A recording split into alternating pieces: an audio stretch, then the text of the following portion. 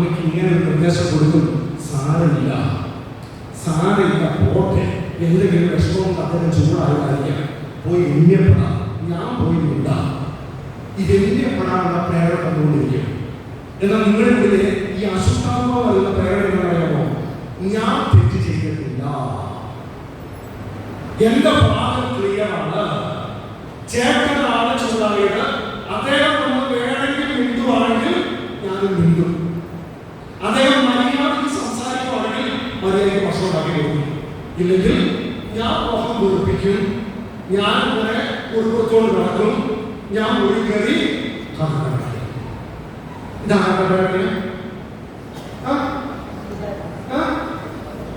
ഇതല്ല ചെയ്യാറ്. അപ്പൊ ഒരു മടക്കിൽ ആരാ വിജയിക്കുന്നത്? ഒരു മടക്കിൽ വീട്ടിൽ ആരാ വിജയിക്കുന്നത്? സാധാരണ വിജയിച്ചപ്പോൾ അതുകൊണ്ട് പറയണേ മക്കളെ, അപ്പനല്ല തെറ്റ് ചെയ്തേ, അപ്പനെ വസിക്കുന്ന പിശാചാണ് അപ്പനെ കൊണ്ട് ചെയ്യിപ്പിച്ച്.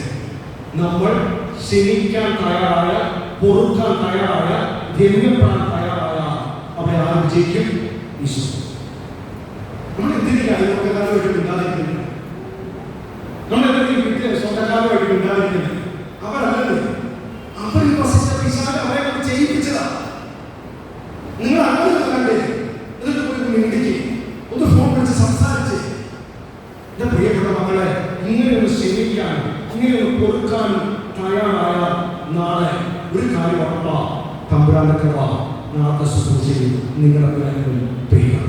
വിശ്വസിക്കുന്ന പറഞ്ഞു ഹല്ലേലൂയ, സത്യമായി ഹല്ലേലൂയ. അനേക പേര് കഴിഞ്ഞ നാളുകളാണെന്നിരിക്കട്ടെ, കൊച്ചിയിലൂടെ വന്നാണ് നമ്മൾ ചിലപ്പോൾ പങ്കെടുത്ത് കാണുമായിരിക്കും. നല്ല ഡെലിവറൻസ് ഗിഫ്റ്റുള്ള വൈദികനാണ് ഡൊമിനിക്കച്ചൻ. നമ്മൾ പോയി ചിലപ്പോൾ കൂടിയിട്ടുണ്ടാകാം, നമുക്ക് വിടുതൽ കിട്ടിയോ, അച്ഛൻ്റെ എന്തെങ്കിലും പവർക്ക ഓർമ്മകളാണ് നമുക്ക് കിട്ടാറ്. മക്കളെ, ക്ഷമിക്കാത്തോളം കാലം ആറ് ഡെലിവറൻസ് നടത്തിക്കോ, ഒന്നും ഒരു കെട്ടുകൊണ്ടില്ല. ബന്ധനം അടിക്കണമെങ്കിൽ തലമുറയുടെ കെട്ടാറ, ശാപത്തിന്റെ കെട്ടാറ, എന്തിന്റെ കെട്ടുവാകട്ടെ, ഇത് അടിക്കണമെങ്കിൽ ആദ്യത്തെ കാര്യം കുമ്പസാരിക്കുക, രണ്ടാമത്തെ കാര്യം ക്ഷമിക്കുക. ക്ഷമിക്കുന്ന കുടുംബത്തിലെ കെട്ടുകൊണ്ടു. ഒരു നിമിഷം ഒന്ന് കണ്ണടേ, കണ്ണട മടി തുറന്നു വെച്ചു, ഒന്ന് പരിശോധിച്ച് നോക്കിയിട്ടേ. എനിക്ക് ക്ഷമിക്കാം. ഈ ഭൂമിയിൽ ആരോടൊക്കെയാണ്? ആരുടെ വീട്ടിൽ കയറി ചെല്ലാൻ എനിക്ക് ബുദ്ധിമുട്ട്, ആരോട് സംസാരിക്കാൻ എനിക്ക് ബുദ്ധിമുട്ട്, ആരുടെ മുഖത്ത് നോക്കിയൊന്ന് പുഞ്ചിരിക്കാൻ എനിക്ക് ബുദ്ധിമുട്ട്, എന്റെ സ്വന്തക്കാരുമായിട്ടുള്ള ബന്ധം, എന്റെ അയൽവക്കക്കാരുമായിട്ടുള്ള ബന്ധം, സമർപ്പിതമായിട്ടുള്ള ബന്ധം, വൈദികമായിട്ടുള്ള ബന്ധം, ജോലി മേഖലയുമായിട്ടുള്ള ബന്ധം, ഇവിടേക്ക് ആരോടെങ്കിലും എനിക്ക് കൊടുക്കാറുണ്ടോ?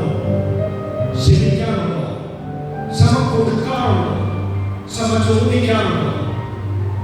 ഞാൻ ആരെങ്കിലും പാപത്തിലേക്ക് കൊണ്ടുപോയിട്ടുണ്ടോ? ആരെങ്കിലും സത്കരിക്കാനായിട്ട് കാണിട്ടുണ്ടോ? ആരെങ്കിലും കുറ്റം പറഞ്ഞ് ഞാൻ കാണിട്ടുണ്ടോ? ആരെങ്കിലും ഞാൻ വഞ്ചിച്ചിട്ടുണ്ടോ? ആരെങ്കിലും ഞാൻ നശിപ്പിച്ചിട്ടുണ്ടോ?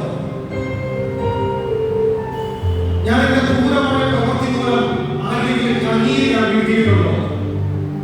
നീതിക്കെതിരായ പ്രവൃത്തി മൂലം ആരെങ്കിലും എന്നോട് സങ്കടപ്പെട്ടിട്ടുണ്ടോ? ആരെങ്കിലും ശാപവാക്ക് എനിക്കെതിരെ പറയേണ്ടതായിട്ട് വന്ന അവസ്ഥ ഞാനായിട്ട് ഉണ്ടാക്കി കൊടുത്തിട്ടുണ്ടോ? ആരെങ്കിലും രക്തം ഞാനായിട്ട് വീട്ടിയിട്ടുണ്ടോ? മക്കളെ, ഇങ്ങനെ എന്തെങ്കിലും ആരെങ്കിലും മുഖവിശ്വസം കാണിച്ചിരുന്നെങ്കിൽ നീ ആത്മാർത്ഥമായിട്ട് മനസ്സുകൊണ്ടൊന്ന് മാപ്പ് ചോദിക്കുക. അവരല്ല, അവരിൽ വസിച്ച പിശാച് അവരെ കൊണ്ട് ചെയ്യിപ്പിച്ചതാണ്. നീ ഒന്ന് കൊടുക്കാൻ തയ്യാറായ, നീ ഒന്ന് ക്ഷമിക്കാൻ തയ്യാറായ, നീ ഒന്ന് ക്ഷമ ചോദിക്കാൻ തയ്യാറായ, ദൈവാനുഗ്രഹം ഇപ്പോൾ നിന്റെ ശരീരത്തിൽ വരും, ഇപ്പോൾ നിന്റെ കുടുംബത്തിൽ വരും, ഇപ്പോൾ നിന്റെ കുടുംബ പ്രശ്നത്തിലേക്ക് വരും, ഇപ്പോൾ നിന്റെ വ്യക്തി ജീവിതത്തിലേക്ക് വരും. ഒരു നിമിഷം ദൈവത്തോട്, അപ്പാ ക്ഷമിക്കാൻ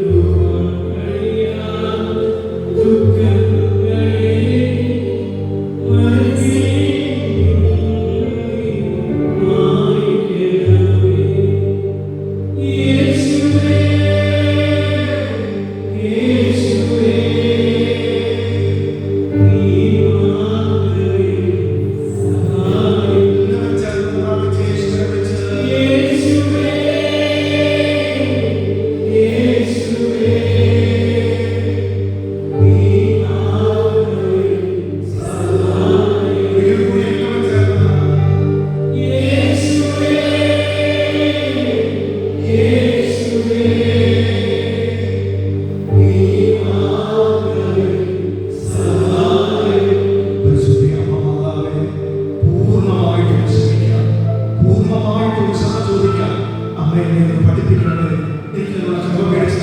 ആഗ്രഹത്തോടെ എല്ലാ മക്കളും ചേർന്ന് ഒരുമിച്ച് പ്രാർത്ഥിക്കാമോ? നന്മ നിറഞ്ഞ മറിയമേ സുസ്ഥി,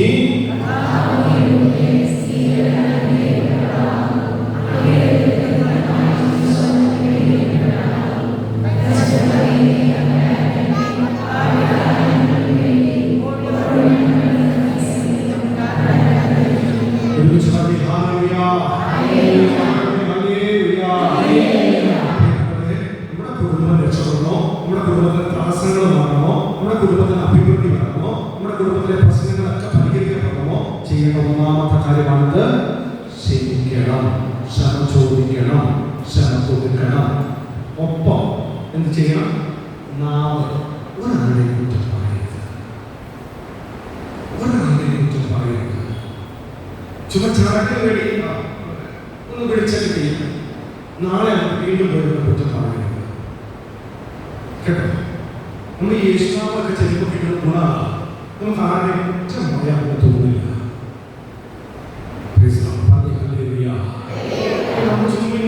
നമ്മൾ ഈ പ്രാർത്ഥിച്ചു കൊണ്ടുന്ന മക്കളാണ്, പക്ഷെ നീതിയില്ല, നീതിയില്ല, സത്യമില്ല. ഈ കുറ്റം പറച്ചില്ല, അതന്നെ കാണുന്നത്.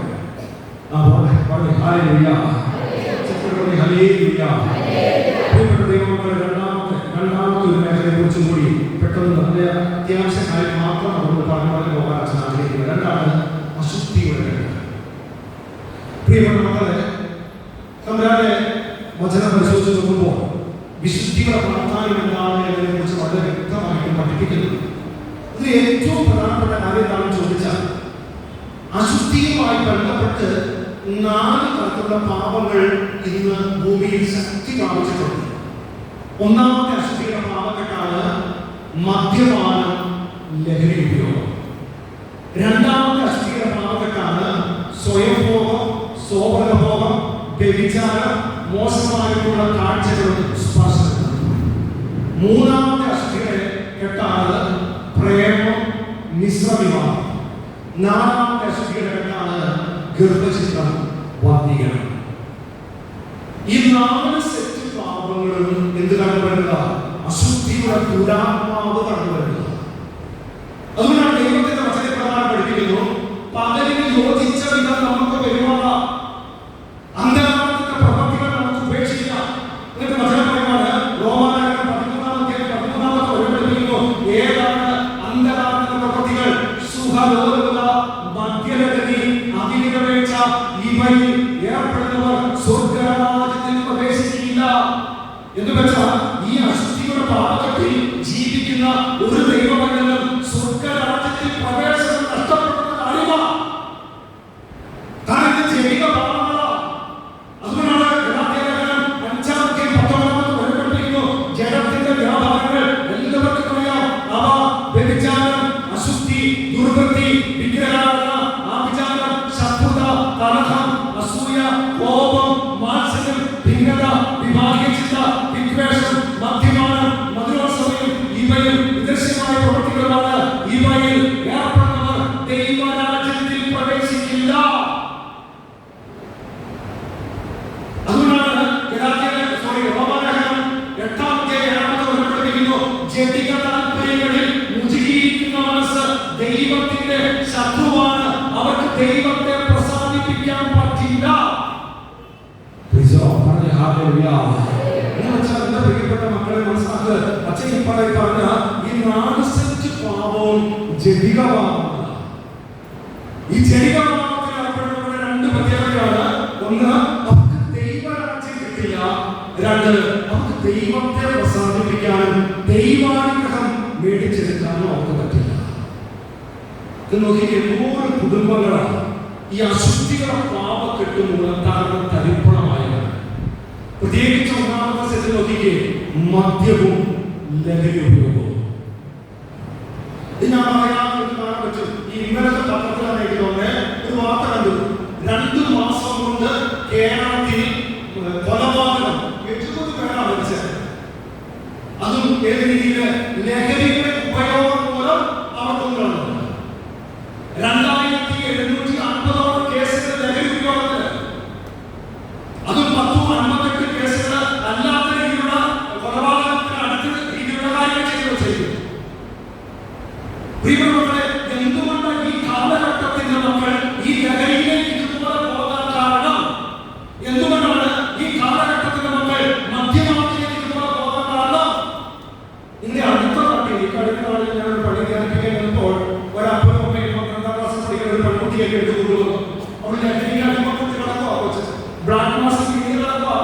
മദ്യപാനവും ആലോചനയുണ്ട്. അവളുടെ ഒരു പ്രശ്നം എന്താണെന്ന് ചോദിച്ചാൽ നിങ്ങൾക്ക് വിശ്വസിക്കാൻ പറ്റുമെന്ന് എനിക്ക് അറിഞ്ഞൂടാ. അവൾക്ക് കുടിക്കാൻ ചില സമയത്ത് വെള്ളം വേണ്ട, പാല് വേണ്ട, മോര് വേണ്ട, ജ്യൂസ് വേണ്ട, മറിച്ച് ബ്ലഡ് വേണം.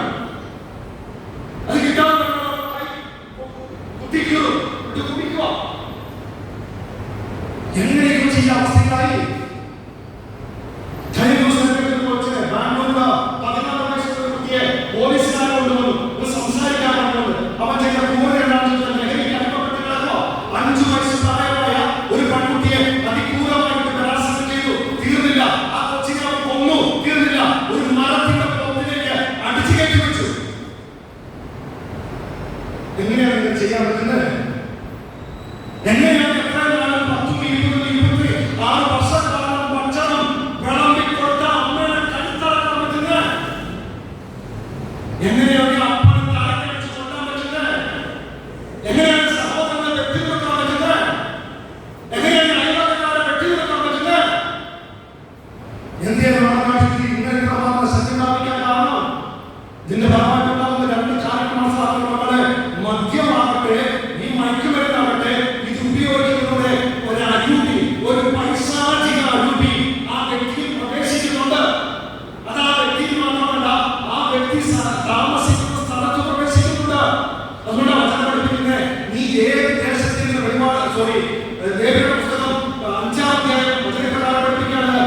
ഏത് ദേശത്തിൽ നിന്ന് ഒരു വ്യക്തി അശുദ്ധമാകുന്നതോ ആ വ്യക്തി അശുദ്ധമായതുപോലെ തന്നെ ആ സ്ഥലം കൂടി അശുദ്ധമാവാം. ഒരു കാലഘട്ടത്തിൽ അപ്പം വീട്ടിൽ നിന്ന് കുടി തുടങ്ങിയതാണ്. തന്നെ ആ വീട്ടിലെ മക്കൾ നശിച്ചു പോകുന്ന കാലഘട്ടത്തിൽ ചിലപ്പോൾ ചില ജൈവിക ഭാവത്തിലാണ്, അശുദ്ധിയുടെ ഭാവത്തിലാണ്. അപ്പന്റെ കൂടി ആ കുടുംബം തീർക്കുക, മക്കളുടെ ലഹരി ആ കുടുംബം തീർക്കുക. അതിനൊരു ദുരാത്മാവ്, ഒരു അരൂപി ആ വ്യക്തിയിൽ ആ കുടുംബത്തിൽ വരുക. അത് വന്നു കഴിഞ്ഞ പ്രശ്നം 2 രീതി അവർക്ക് കിട്ടും. ഒന്നുകിൽ അമിതമായിട്ടുള്ള ധൈര്യം കൊടുക്കും, 2 അമിതമായിട്ടുള്ള ഭയം കൊടുക്കും.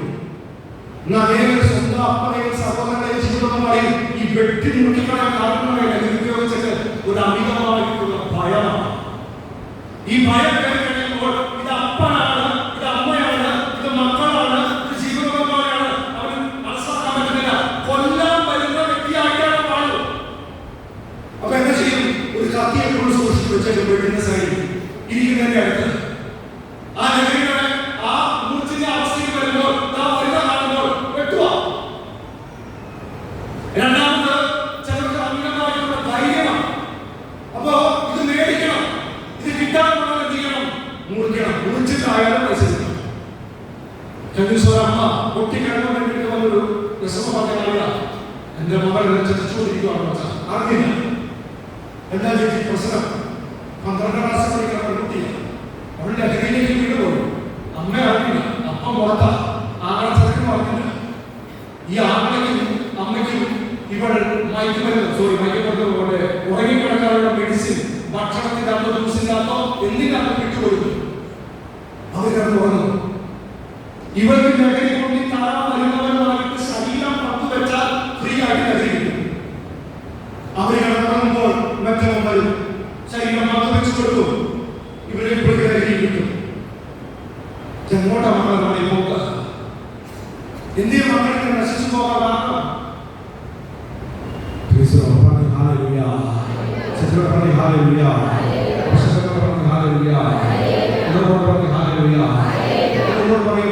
പ്രിയപ്പെട്ട മാതാപിതാക്കളെ, ഇനി പഴയ പോലെ നമ്മൾ പ്രാർത്ഥിച്ചിട്ട് കാര്യമില്ല.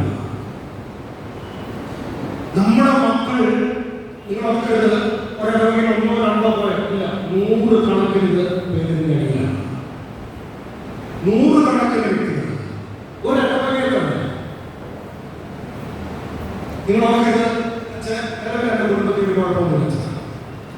ഈ ഒറ്റ രാത്രി മതി നിന്റെ കുടുംബം മാറാം. ഒരൊറ്റ ജ്യൂസ് കഴിച്ചാൽ മതി മാറിപ്പോകാം. ഒരു ചോക്ലേറ്റ് നമ്മളെ കുറിച്ച് കഴിച്ചാൽ മതി തലപ്പിക്കാം. ഒന്ന് രുചിച്ചാൽ പിന്നെ അത് കൊണ്ടുപോകും. ആദ്യ കർമ്മസമാരോട് പറയുക, വീടിനെ നശിപ്പിക്കുന്ന മദ്യത്തിന്റെ കെട്ട് വീട്ടിൽ ആദ്യം എടുത്തു മാറ്റുക. നിങ്ങൾ മരിച്ച സ്ഥിരം കുടിക്കാറില്ല. ഒരു പേർക്ക് വന്നപ്പോൾ ഈ ഒരു പേർക്ക് കാരണം ഞാൻ പറയുമോ, ഒരു പേർക്ക് വിഷം ഒഴിച്ചാൽ പോലെ കുടിക്കാമോ? ഒരു പേർക്ക് വിഷം കഴിച്ചാൽ നീ മരിക്കും. ഒരു പേർക്ക് മദ്യം കഴിച്ചാൽ ആത്മാവ് ചെയ്യും, സ്വർഗവും പോകും. അതിന്റെ അനൂപ്യ അവിടെ വരും. എല്ലാ തീരുമാനങ്ങളും വെക്കാറുണ്ടല്ലോ. ഒരു മാമോദിസത്തിൽ വെക്കാറുണ്ടല്ലോ, ഒരു ആത്മപാതയിൽ വെക്കാറുണ്ടല്ലോ, ഒരു കല്യാണത്തിൽ വെക്കാറുണ്ടല്ലോ, ഒരു കുടുംബത്തിന്റെ ആശീർവാദത്തിൽ വെക്കാറുണ്ടല്ലോ. ആ വീട്ടിലെ മക്കളെ പിന്നെ ഒരു പോസിറ്റീവ് എനർജി കിട്ടും. ആ അരൂപി ഉള്ള വീട്ടിൽ നോക്കിക്കോ, ഈ അരൂപികൾ ഇങ്ങനെ കൈമാറിക്കൊണ്ടിരിക്കും.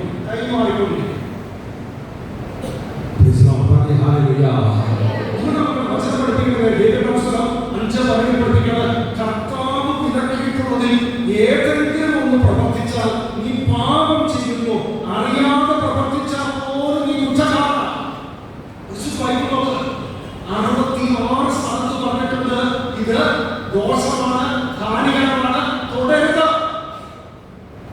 അതുകൊണ്ടാണ് അതിന് വീണ്ടും പഠിപ്പിക്കുന്നത്. 28 പഠിപ്പിക്കുന്നു, തിന്നു കുടിച്ചു മതിക്കുന്നവരെ നിങ്ങൾക്ക് ദുരിതം, നീ മരിക്കുന്നതുവരെ ഈ അകൃത്യം ക്ഷമിക്കപ്പെടില്ല. അതുകൊണ്ടാണ് വീണ്ടും പഠിപ്പിക്കുന്നു. 5 പഠിപ്പിക്കുന്നു, ലഹരി പാനീയങ്ങളുടെ പിന്നാലെ ഓടാൻ വേണ്ടി അതിരാവിലെ ഉണരുകയും വീഞ്ഞു കുടിച്ചു മതിക്കാൻ വേണ്ടി ഉറങ്ങാതിരിക്കുകയും ചെയ്യുന്നവർക്ക് ദുരിതം. വീണ്ടും പുസ്തകം 5:20 പഠിപ്പിക്കുന്നു, വീഞ്ഞു കുടിക്കുന്നതിൽ വീരന്മാരും മദ്യം കൂട്ടിക്കടന്ന വീരന്മാരുമായവർക്ക് ദുരിതം. ഒരിടത്തും അനുഗ്രഹമെന്നല്ലാതെ പറഞ്ഞത്, ഒരിടത്തും ഉയർച്ചയെന്നല്ലാതെ പറഞ്ഞത്, ഒരിടത്തും അഭിവൃദ്ധിയെന്നല്ലാതെ പറഞ്ഞത്, ദുരിതമാണ്.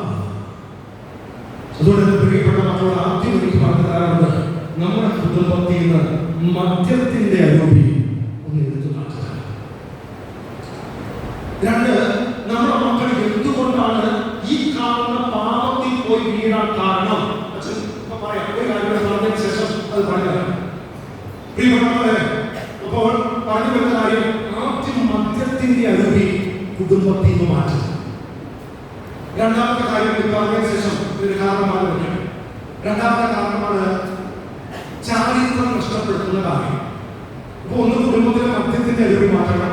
2, കുടുംബത്തിൽ നിന്ന് മാറ്റേണ്ട ഒരു അരൂപിയാണ് വ്യഭിചാരത്തിന്റെയും ലൈംഗികാസക്തിയുടെയും അരൂപി കുടുംബത്തിൽ നിന്ന് മാറ്റണം. എന്താ പറയുക ചാരിത്രം? ചാരിത്രം എന്ന് വെച്ചാൽ സ്വന്തം ലൈംഗികതയെ തിരുസഭയുടെ നടപടിപ്രകാരം അനുവദനീയമായ ഏക വ്യക്തിയുമായി പങ്കുവെക്കുന്നതാണ് ചാരിത്രം. ചരിത്രശുദ്ധിയാണ് സ്വന്തം ലൈംഗികതയെ തിരുസഭയുടെ നടപടിപ്രകാരം അനുവദനീയമായ ഏക വ്യക്തിയുമായി പങ്കുവെക്കുന്നത്. അതിന്റെ പുറത്ത് നടക്കുന്നതെല്ലാം ഈ ചാരിത്രശുദ്ധി നഷ്ടപ്പെട്ടവരുടെ പ്രശ്നം എന്നറിയാമോ? കുടുംബത്തിന്റെ അടിത്തറ തന്നെ ഇടാറുണ്ട്. 2, ആ കുടുംബത്തിലേക്ക് ഈ പൈസ എന്ന് വെച്ചാൽ വ്യഭിചാരത്തിന്റെ ദുർഭൂതം അല്ലെങ്കിൽ ജസബൽ സ്പിരിറ്റ് ശക്തമാക്കുന്നത്. 3, ആ കുടുംബത്തിലെ മക്കൾ തന്നെ പബ്ലിക് ആയിട്ട് പാപം ചെയ്യാവുന്നതാണ്. എന്നൊരു സംഭവം പറയും. ഈ കഴിഞ്ഞ ഒരു സ്ഥലത്ത് കൺവെൻഷൻ നടത്തിയപ്പോൾ ഒരു ടീച്ചർ എന്നെ കാണാൻ, ആ ടീച്ചർക്ക് കാലത്തോട് സംസാരിച്ചത് വേറെ ഒരാള്. 2 മക്കളുണ്ട്. അച്ഛൻ റിട്ടയർ ചെയ്ത ടീച്ചറാണ്. 2 മക്കളുണ്ട്. മൂത്തവന്റെ കല്യാണം കഴിഞ്ഞു. അവന് 2 മക്കളുണ്ട്. മൂത്ത മകൻ കല്യാണം കഴിഞ്ഞതിന് ശേഷം അവന് 2 കുട്ടികളുണ്ട്. പക്ഷെ അവന് പരസ്ത്രീ ബന്ധമാണ്, നശിച്ചു പോയി. 2ാമത്തെ കുട്ടി ആൺകുട്ടിയായിരുന്നു. അവൻ അച്ഛനാണ്. പക്ഷെ 2 വർഷം കഴിഞ്ഞപ്പോൾ അവൻ ആ പൗരോഹിത്യം ഉപേക്ഷിച്ച് കൊണ്ടുപോയി. എന്ത് വെച്ചാൽ ആ അമ്മയുടെ വാക്ക് കാണാൻ ഇങ്ങനെയാണ് പറഞ്ഞത്, എന്റെ 2 അംഗം പിടച്ചു പോയി. എന്നിട്ട് ഇങ്ങനെ കണ്ണു കടന്ന് ഒഴുകുക. അപ്പൊ എന്റെ സങ്കടമായതുകൊണ്ട് ഞാൻ ആ അമ്മയ്ക്ക് വേണ്ടി അല്ലെങ്കിൽ ആ മക്കൾക്ക് വേണ്ടി പ്രാർത്ഥിച്ചുകൊണ്ടിരുന്നപ്പോ പെട്ടെന്ന് ഈശോ തോന്നുകയാണ്, ഈ ടീച്ചറിന്റെ ദൈവത്തിന്റെ കരുണ ഉണ്ടാകാൻ വേണ്ടി പ്രാർത്ഥിക്കണം. എന്നോട് അറിയാവുന്ന ഒരു വാക്കിനോട് ഞാൻ ചോദിച്ചു പോയി, ടീച്ചറെ ടീച്ചർ ശരിയായിരുന്നു. എനിക്ക് അവരുടെ അറിയാതെ ചോദിച്ചു, ടീച്ചർ ശരിയാണോ? ടീച്ചർ മുമ്പിട്ടു. ഒരു കാര്യം പറഞ്ഞു, ജീവിത പങ്കാളി വിദേശത്തായിരുന്നു, വർഷങ്ങളായി, അദ്ദേഹം മരിച്ചുപോയി. ഞാൻ ടീച്ചിങ് നടത്തിക്കൊണ്ടിരുന്നപ്പോൾ ചില സാറന്മാര് അവരുമായിട്ട് മോശപ്പെട്ട ചില ബന്ധത്തിലേക്ക് പല ആളുകളും പല വർഷം പല പ്രാവശ്യം പോയിക്കൊണ്ടിരുന്നു. അനുഗമിക്കുകയൊക്കെ ചെയ്തു, ഉപസാരിക്കുകയൊക്കെ ചെയ്തു. പക്ഷെ എന്താ പ്രശ്നം? ഇന്ന് മക്കൾ രണ്ടും പബ്ലിക്കായി. ഈ കാര്യങ്ങളൊക്കെ ചേട്ടനുള്ളൂ. ആ ചേട്ടനൊന്നും ശരിയാകുന്നതെല്ലാം തടസ്സമാണെന്ന് പറയുന്നത്. ചേട്ടനോട് പ്രാവശ്യം വിളിച്ചോ കാണിച്ചത് ഈ അശുദ്ധിയുടെ അറിവ്, വ്യഭിചാരത്തിന്റെ അറിവ്. ചേട്ടന് മലിനമായ ചില ബന്ധങ്ങളൊക്കെ അപ്പൊ അദ്ദേഹത്തോട് ഞാൻ വീട്ടിൽ മറച്ചിട്ട് പറഞ്ഞില്ല, ഇന്ന് തൊട്ട് ചേട്ടൻ വിശുദ്ധീകരിച്ച് പരിഹാരം ചെയ്യുന്നില്ലെങ്കിൽ ചേട്ടന്റെ മക്കളെ ദുഃഖിക്കേണ്ടി വരും. ഇത് ശാപമല്ല, ഈശോ പറയാൻ മാത്രമേ ഞാൻ പറഞ്ഞോളൂ. അദ്ദേഹം ഇല്ല, ചെയ്യാൻ പാപം ചെയ്യില്ല. അദ്ദേഹം പോയെ ഒരു 6 മാസം കഴിഞ്ഞ ഫോൺ വിളിച്ചിട്ട് പറഞ്ഞു, അച്ഛാ എൻ്റെ മകൾക്ക് വേണ്ടി ഒന്ന് പ്രാർത്ഥിക്കാം. ഞാൻ ചോദിച്ചേ, അവിടെ ഒരു ഹോട്ടലിൽ നോക്കി പിടിച്ചു. ഞാൻ ചോദിച്ചു, ചേട്ടൻ പിന്നെ അതിൻ്റെ ആവർത്തിച്ചു. 2 മക്കൾ ഒറ്റയ്ക്ക് വയസ്സ. ഞാൻ പറഞ്ഞു, അനുഭവിച്ചു. ഈ ക്യാൻസർ രോഗം പിടിപെട്ട ഭാര്യയെ വിളിച്ചാൽ പ്രാർത്ഥിക്കാൻ ഞാൻ ഈ ചേച്ചിക്ക് വേണ്ടി പ്രാർത്ഥിച്ചപ്പോൾ ഈശോ മെസ്സേജ് മുഴുവൻ ആ ചേട്ടന് വേണ്ടി പ്രാർത്ഥിക്കണം. അപ്പൊ ഞാൻ ചേച്ചിയോട് ചേട്ടനോട് സംസാരിച്ചിട്ട് പ്രാർത്ഥിച്ചിട്ട് ഞാൻ പറയാൻ പറഞ്ഞു. ഞാൻ ആ ചേട്ടന് വേണ്ടി പ്രാർത്ഥിച്ചപ്പോൾ ഈ അയോഗ്യയാണ്. ഞാൻ ചേട്ടന് മലിനമായ ബന്ധമുണ്ട്. നിഗമനമുണ്ട്. പറഞ്ഞ വേദപ്പിക്കുന്ന കാര്യമാണ്. അയൽവക്കത്തെ വീട്ടിലെ ചേട്ടൻ വിദേശത്താണ്. അവിടുന്ന് ഇവിടെ 2 മക്കളും വിദേശത്താണ്. ആ വീട്ടിലൊരു പെൺകുട്ടിയുണ്ട്, അമ്മയുണ്ട്. ഈ വീട്ടിലെ 2 മക്കൾ വിദേശത്ത് 2 പേരുണ്ട്. ഇപ്പൊ ചെയ്യുന്ന കാര്യം, ഈ കാണുന്ന ജീവിതം ക്യാൻസർ രോഗിയായിരിക്കുന്ന ജീവിത പങ്കാളിക്ക് മയങ്ങി കിടക്കുന്ന മെഡിസിൻ കൊടുത്തിട്ട് ഇദ്ദേഹം അവളെ വിളിച്ചു കൊടുത്തു. പാപം ചെയ്യുക. ഇത് നിർത്തിയില്ലെങ്കിൽ വിദേശത്തുള്ള മക്കളെ ഒത്ത് ദുഃഖിക്കേണ്ടി വരും. ഇവിടെ 1 വർഷത്തിനുള്ളിൽ ആ 2 മക്കളെ ഞങ്ങളുടെ ആരോഗ്യത്തിൽ ധ്യാനിപ്പിക്കാനായിട്ട് കൊടുക്കും.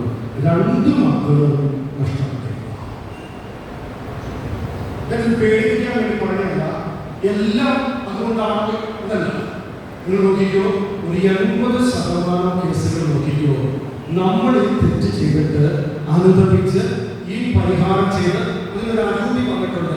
അരൂപി നമ്മളിൽ നിന്നും നമ്മുടെ കുടുംബത്തിൽ നിന്നും പറിച്ച് കളയുന്നില്ലെങ്കിൽ മക്കൾ ലഹരിയിലും അശുദ്ധിയിലും വീണിരിക്കും.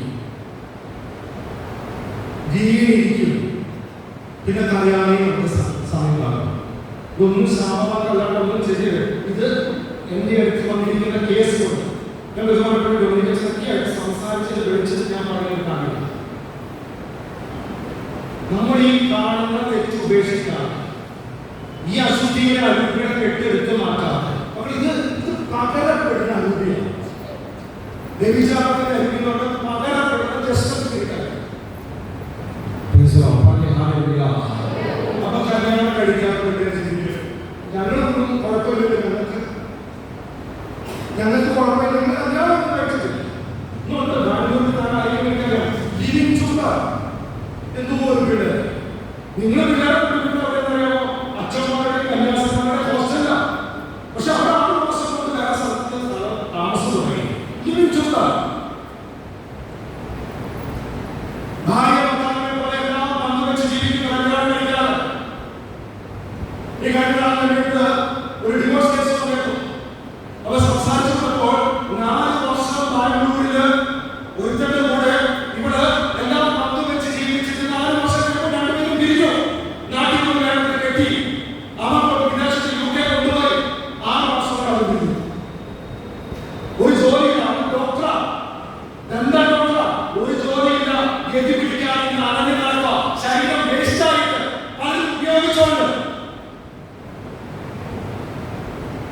ചിന്തിച്ചേക്കത് കല്യാണം കഴിഞ്ഞിട്ടില്ല, എന്തും ചെയ്യാം, ഏത് ശരീരത്തിന് സന്തോഷം തരുന്ന ഏത് പാപവും ചെയ്യാം, എല്ലാ പാപവും ചെയ്തിട്ട് ആ കാണുന്ന വിവാഹത്തിന് തൊട്ട് മുമ്പ് പോയി ഒന്ന് കുമ്പസാരിച്ചാൽ എല്ലാം ശരിയാകുമെന്ന് വിചാരിച്ച് ആരെങ്കിലും ഇപ്രകാരമുള്ള തെറ്റുകൾ ആവർത്തിച്ച് ചെയ്യുന്നുണ്ടെങ്കിൽ എന്റെ പൊന്നുമക്കളെ, നീ ആഗ്രഹിക്കുന്ന നല്ലൊരു ജീവിത പങ്കാളിയെ കിട്ടാൻ ഇത്തിരി ബുദ്ധിമുട്ടായി.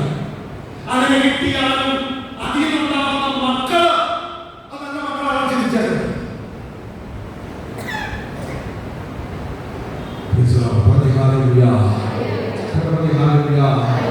പച്ചയ്ക്ക് പറഞ്ഞല്ലോ, ആരെ വിഷമിപ്പിക്കാനല്ല, സുഖിപ്പിക്കുന്ന വചനമോ അല്ലെങ്കിൽ തമാശയുടെ പരിപാടിയില്ല. കൊല്ലാനാണ് വെട്ടിക്കൊണ്ടു പറയുക. അത് തമ്മിൽ രണ്ടാം ജന്മം തന്നിട്ടുണ്ട്. അത് പിന്നെ പറയാം. അതുകൊണ്ട് വിശ്വ പറയാൻ പറഞ്ഞ കാര്യം മാത്രമാണ് ശ്രദ്ധിച്ചു പറയുന്നത്.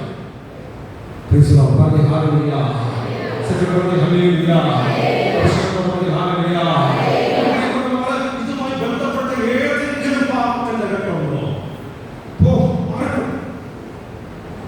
അതാണ് സ്വയംഭോഗത്തിന്റെ സ്വാഭാവികബോധത്തിന്റെ അനുഭൂതികൾ വരുന്നത്. അവർക്ക് പിന്നെ സമാധാനത്തോടൊന്നും പ്രാർത്ഥിക്കാൻ പറ്റില്ല, സ്വസ്ഥമായിട്ടൊന്നും ജീവിക്കാൻ പറ്റില്ല. ഒരു സമാധാനത്തിന്റെ അന്തരീക്ഷം കാണുന്നത് പെട്ടെന്ന് ദേഷ്യമായി. പണ്ടൊക്കെ നമുക്ക് കാണാൻ പറ്റും സ്വഭാവ ബോധം എന്ന് പറയുന്നത് വല്ലപ്പോഴും ഏതെങ്കിലും വ്യക്തി ചെറുതായിട്ടുള്ള. പക്ഷെ ഇത് അനേകല്ല, പ്രത്യേകിച്ച് ലഹരി ഉപയോഗിക്കുന്ന ഒരു ദൈവഭക്തനെ സംബന്ധിച്ച് അവന്റെ അടുത്ത സ്റ്റെപ്പാണെന്ന് ജഡം. അത് വികാരമുള്ള ആണോ ആണെന്നുള്ളതാണെങ്കിൽ അവന് കുഴപ്പമില്ല, പെണ്ണും പെണ്ണുന്നവരാണെങ്കിൽ കുഴപ്പമില്ല. അവരുടെ ശരീരത്തിലുള്ള സന്തോഷം ഇവിടെ എന്താ സംഭവിക്കുന്നത്? ആ കുടുംബം തീരുവ.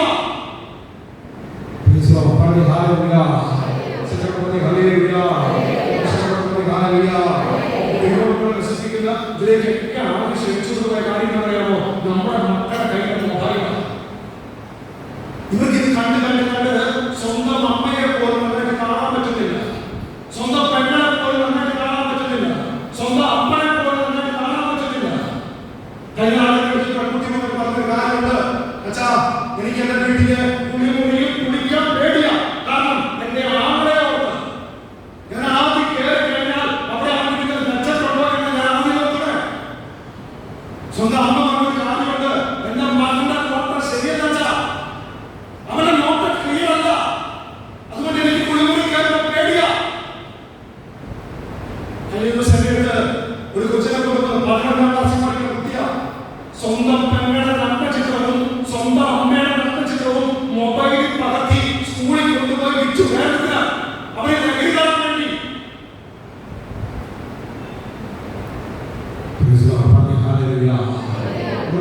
പരീക്ഷയ്ക്ക് മുമ്പ് ഒരു പെൺകുട്ടിയെ കേട്ടുകൊണ്ട് പ്രാർത്ഥിക്കണം, അച്ഛാ ഇവർക്ക് പഠിക്കാൻ പറ്റുന്നില്ല. അച്ഛാ മലിനമായ കാഴ്ചകൾ ധാരാളം പുസ്തകം തുറക്കുമ്പോൾ ഇല്ലാ അതിലേക്ക് കയറുകയാണ്.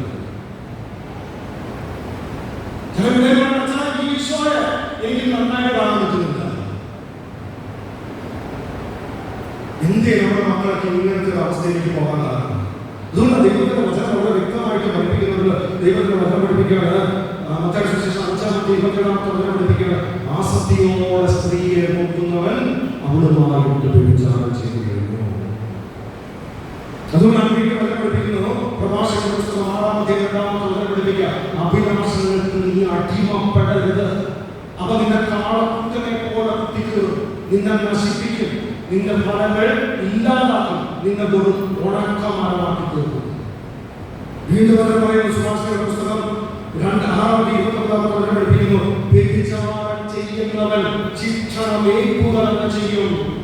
അതുകൊണ്ടാണ് പൗലോസ് ലേഖനം 6:12 പഠിപ്പിക്കുന്നു, വ്യഭിചാരത്തിൽ നിന്നും മക്കളെ ഓടിയാൽ.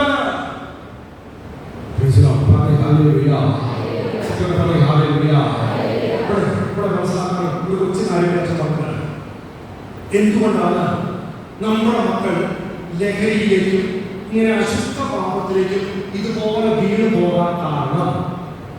2 കാരണമാണ്.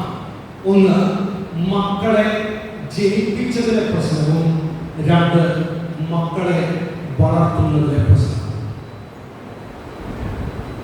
ഒരു കുഞ്ഞുമാമ എങ്ങനെ വീട്ടിൽ ജനിക്കട്ടെ? ഒരു കുഞ്ഞുമാമ ജനിക്കുന്നതിന് മുമ്പ് 4 കാര്യങ്ങൾ സംഭവിക്കണം. ഒന്ന്, പ്രാർത്ഥിക്കുക, 2 മനസ്സിലാക്കുക, 3 സ്നേഹിക്കുക, 4 സമർപ്പണം നൽകുക. എപ്പോഴാണ് പ്രാർത്ഥിക്കാൻ വേണ്ടത്? ഒരു പെൺകുട്ടിക്കും ആൺകുട്ടിക്കും 18 വയസ്സാകുമ്പോൾ പ്രാർത്ഥിക്കുന്നത്, ദൈവമേ നീ എനിക്ക് വേണ്ടി വെച്ചിരിക്കുന്ന ജീവിത പങ്കാളി ആരാണോ ആ വ്യക്തിയെ അവരുടെ കുറവുകൾ നികത്തി സമയത്തിന്റെ പൂർത്തീകരണത്തിൽ എന്റെ കൈകളിൽ ഏൽപ്പിക്കണമേ. ഇങ്ങനെ പ്രാർത്ഥിച്ചുകൊണ്ടിരിക്കുമ്പോൾ എന്ത് ചെയ്യും? ദൈവം നിനക്ക് വേണ്ടി അനാദിയെ സൃഷ്ടിച്ചു വെച്ചിരിക്കുന്ന വ്യക്തിയെ നിന്റെ കൈയിലേക്ക് കൊണ്ടുവച്ചു തരും. ഒരു വ്യക്തിയെ വിവാഹത്തോടെ സ്വന്തമാക്കി കഴിഞ്ഞാൽ രണ്ടാമത്തെ കാര്യം അവരെ മനസ്സിലാക്കുക എന്നതാണ്. എന്താ മനസ്സിലാക്കുക എന്ന് വെച്ചാൽ, ഒരു മനുഷ്യനാണെങ്കിൽ ഒരു വ്യക്തിയാണെങ്കിൽ ആ വ്യക്തിക്ക് ചില കുറവുണ്ട്, ചില ബലഹീനതകളുണ്ട്. ആ കുറവും ബലഹീനതയും സ്നേഹത്തോടെ സ്വീകരിക്കുന്നതാണ് ഞാൻ ആ വ്യക്തിയെ മനസ്സിലാക്കി എന്ന് പറയുന്നത്. മനസ്സിലാക്കിയ മൂന്നാമത്തെ കാര്യമാണ് സ്നേഹിക്കുക.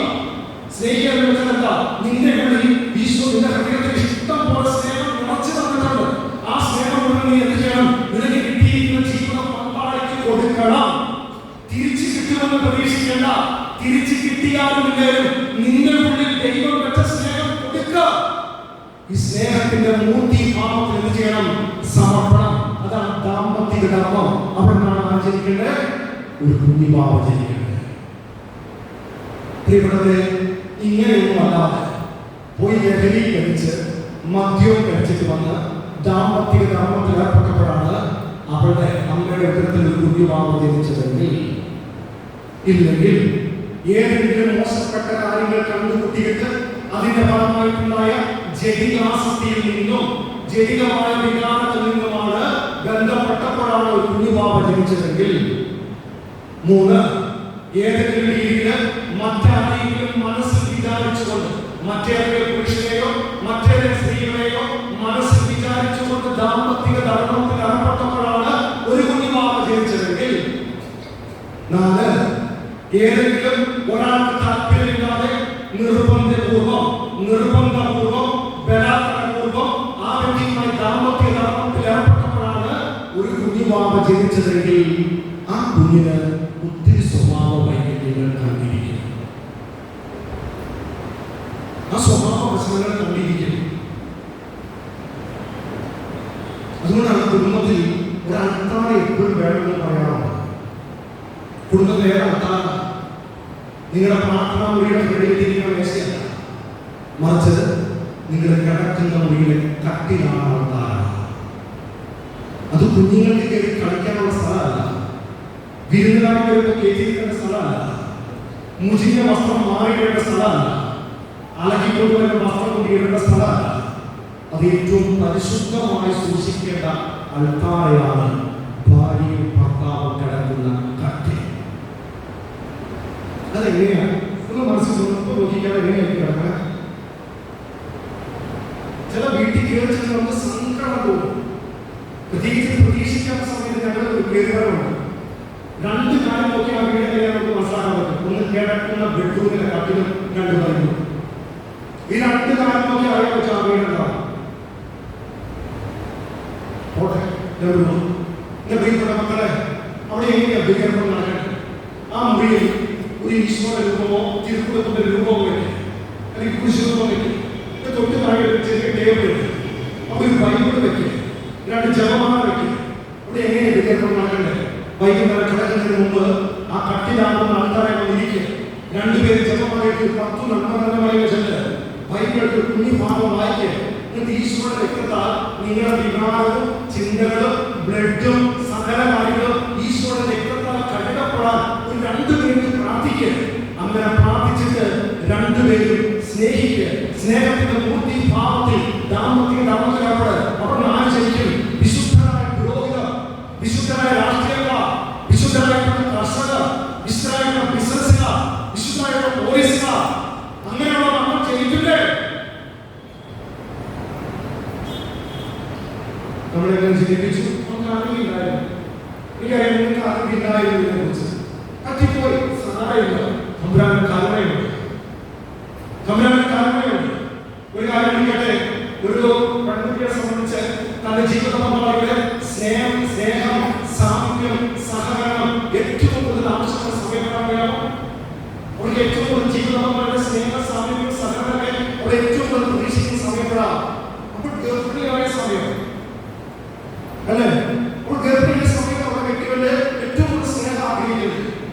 ഇന്ന് കേരളത്തിന്റെ അവസ്ഥ എന്താ? യുകെയില് 30 ദിവസത്തെ അവധിക്ക് എടുക്കാൻ വരും. അപ്പനും അമ്മയുടെ കുട്ടികളെ കണ്ടുപിടിക്കും. ഒത്തുകല്യാണം നടത്തും, കെട്ടുകല്യാണം നടത്തും, ഉദരത്തിൽ ചെയ്തിട്ട് കൊടുക്കും, അടുത്ത കാര്യങ്ങൾ ചെയ്യും. അവനവന്റെ ഫോണിൽ കുറെ ഓർത്തുകൊണ്ടിരിക്കും. ഈ ഉദരത്തിലാണ് കുഞ്ഞിനെ വേണ്ടി. അതുകൊണ്ടാണ് നമ്മുടെ മക്കൾ ഒരു സമയം കഴിയുമ്പോൾ ഈ നഷ്ടപ്പെട്ട സമയത്തേക്ക് പോകുന്നുണ്ട്. അത് അപകടത്തിന്റെ നോക്കാം. പണമൊക്കെ ഉണ്ടാക്കിക്കോ നമ്മള്. പണമൊക്കെ ആവശ്യത്തിന് ഉണ്ടാക്കിയിട്ട് ഒരുമിച്ച് മക്കളെ ശ്രമിച്ച് ജീവിക്കണം. കഴിഞ്ഞ ദിവസം എൻ്റെ അടുത്ത് ഒരു ചെറുപ്പക്കാരനല്ല 12 പഠിക്കണമായി ലഹരിയില്ല. അവരില്ലാത്ത എല്ലാ കേസും ഉണ്ടാകും. 10 പ്രമാണം ലഭിച്ചേക്കും. അപ്പൊ അവരോട് സംസാരിച്ചപ്പോൾ അവർ പറഞ്ഞൊരു കാര്യമുണ്ട്. പക്ഷെ ഞാൻ ഇതിലേക്ക് പോയി വീടാൻ കാരണം എന്റെ വീട്ടിൽ സമാധാനം എന്നും അപ്പോഴും അത്യാവശ്യം ഈ തെറിവിളിയും വഴക്കുണ്ടാകുന്നതാണ്. പിന്നെ അതിൻ്റെ ഒരു സ്വസ്ഥതയിലായിട്ട് നമ്മൾ വീടാണ്. ശരിയല്ലേ? ചിന്തിച്ചു നോക്കൂ. ചില കുടുംബത്തിൽ കാണാൻ പറ്റും. 8ാം ക്ലാസ്സുകാരൻ മദ്യപിച്ച എന്നെ എടുത്ത് കൊണ്ടുവന്നപ്പോൾ ചോദിച്ചപ്പോൾ പറഞ്ഞ ആദ്യം അപ്പം കൂടി നിർത്തിയാൽ ഞാൻ കൊടുത്ത നമ്മുടെ മക്കൾ നമ്മളെ നശിപ്പിച്ചേക്കെ. ലോകത്തിന്റെ ഇടയിലുള്ള നമ്മുടെ മക്കളെ കേൾക്കണേ. നമ്മുടെ കുടുംബത്തിൽ സമാധാനമുണ്ടോ?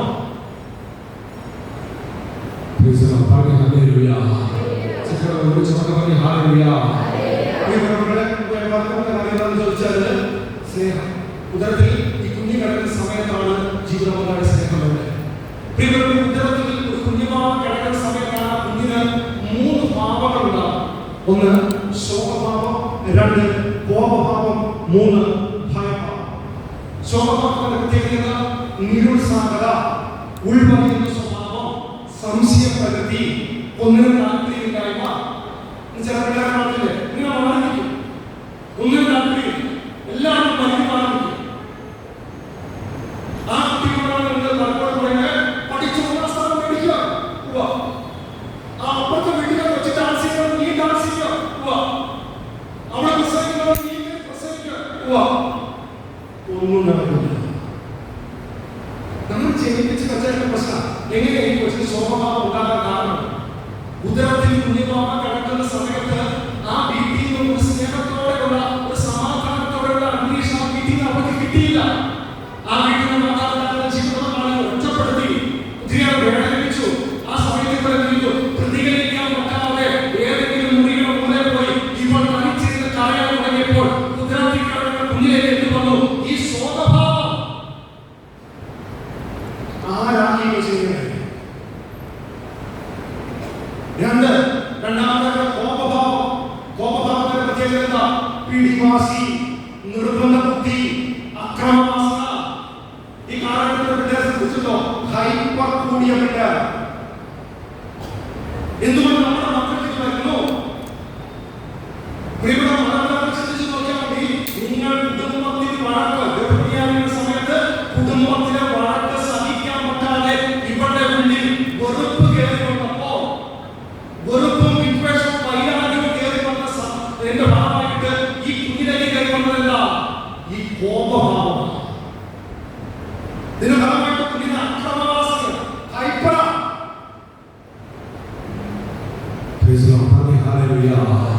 മൂന്നാമത്തെ കാര്യം ഭയഭാവം. ഭയഭാവം എന്ന് വെച്ചാൽ ചില പിള്ളേരെ കണ്ടിട്ടില്ലേ, എല്ലാത്തിനും പേടി. ഒരു മുറിയിലേക്ക് കയറി ആദ്യം ഡോറിന്റെ പുറത്ത് നോക്കും, കട്ടിക്ക് അടി നോക്കും. തീയെ പേടി, വെള്ളത്തെ പേടി, ഇരുട്ടിനെ പേടി, യാത്രയെ പേടി, സൗണ്ട് കൂടിയ പേടി. കഴിഞ്ഞ ദിവസത്തെ 8 മാസമായ കുട്ടിയെ കൊണ്ടുവന്നു. ആ കുഞ്ഞിന് ഞെട്ടലാണ്, എപ്പോഴും ഞെട്ടലും കാണിച്ചു. അപ്പൊ ഈ കൊച്ചിന് വേണ്ടി മാറ്റി കാണിച്ചത് ഈ കുഞ്ഞിന് ഇഷ്ടംപോലെ ആന്തരികം കൊണ്ടു 8 മാസമായിരുന്നു. അപ്പൊ ഞാൻ കുട്ടിയോട് ചോദിച്ചി ഈ കുഞ്ഞിനെ ഇത്ര മുറിവ് കിട്ടിയാണ്. അപ്പൊ അവിടെ പറഞ്ഞ കൊച്ചി അറിയുന്നത് ഇവിടെ ഗർഭിണിയായിരുന്ന സമയത്ത് ഇദ്ദേഹം പിടിച്ചിട്ട് വൈകുന്നേരം വരുന്ന കൂടുതൽ പിടിക്കുന്ന കുട്ടികളെ ദേഷ്യമാണ് ചെയ്യുന്ന കാര്യം.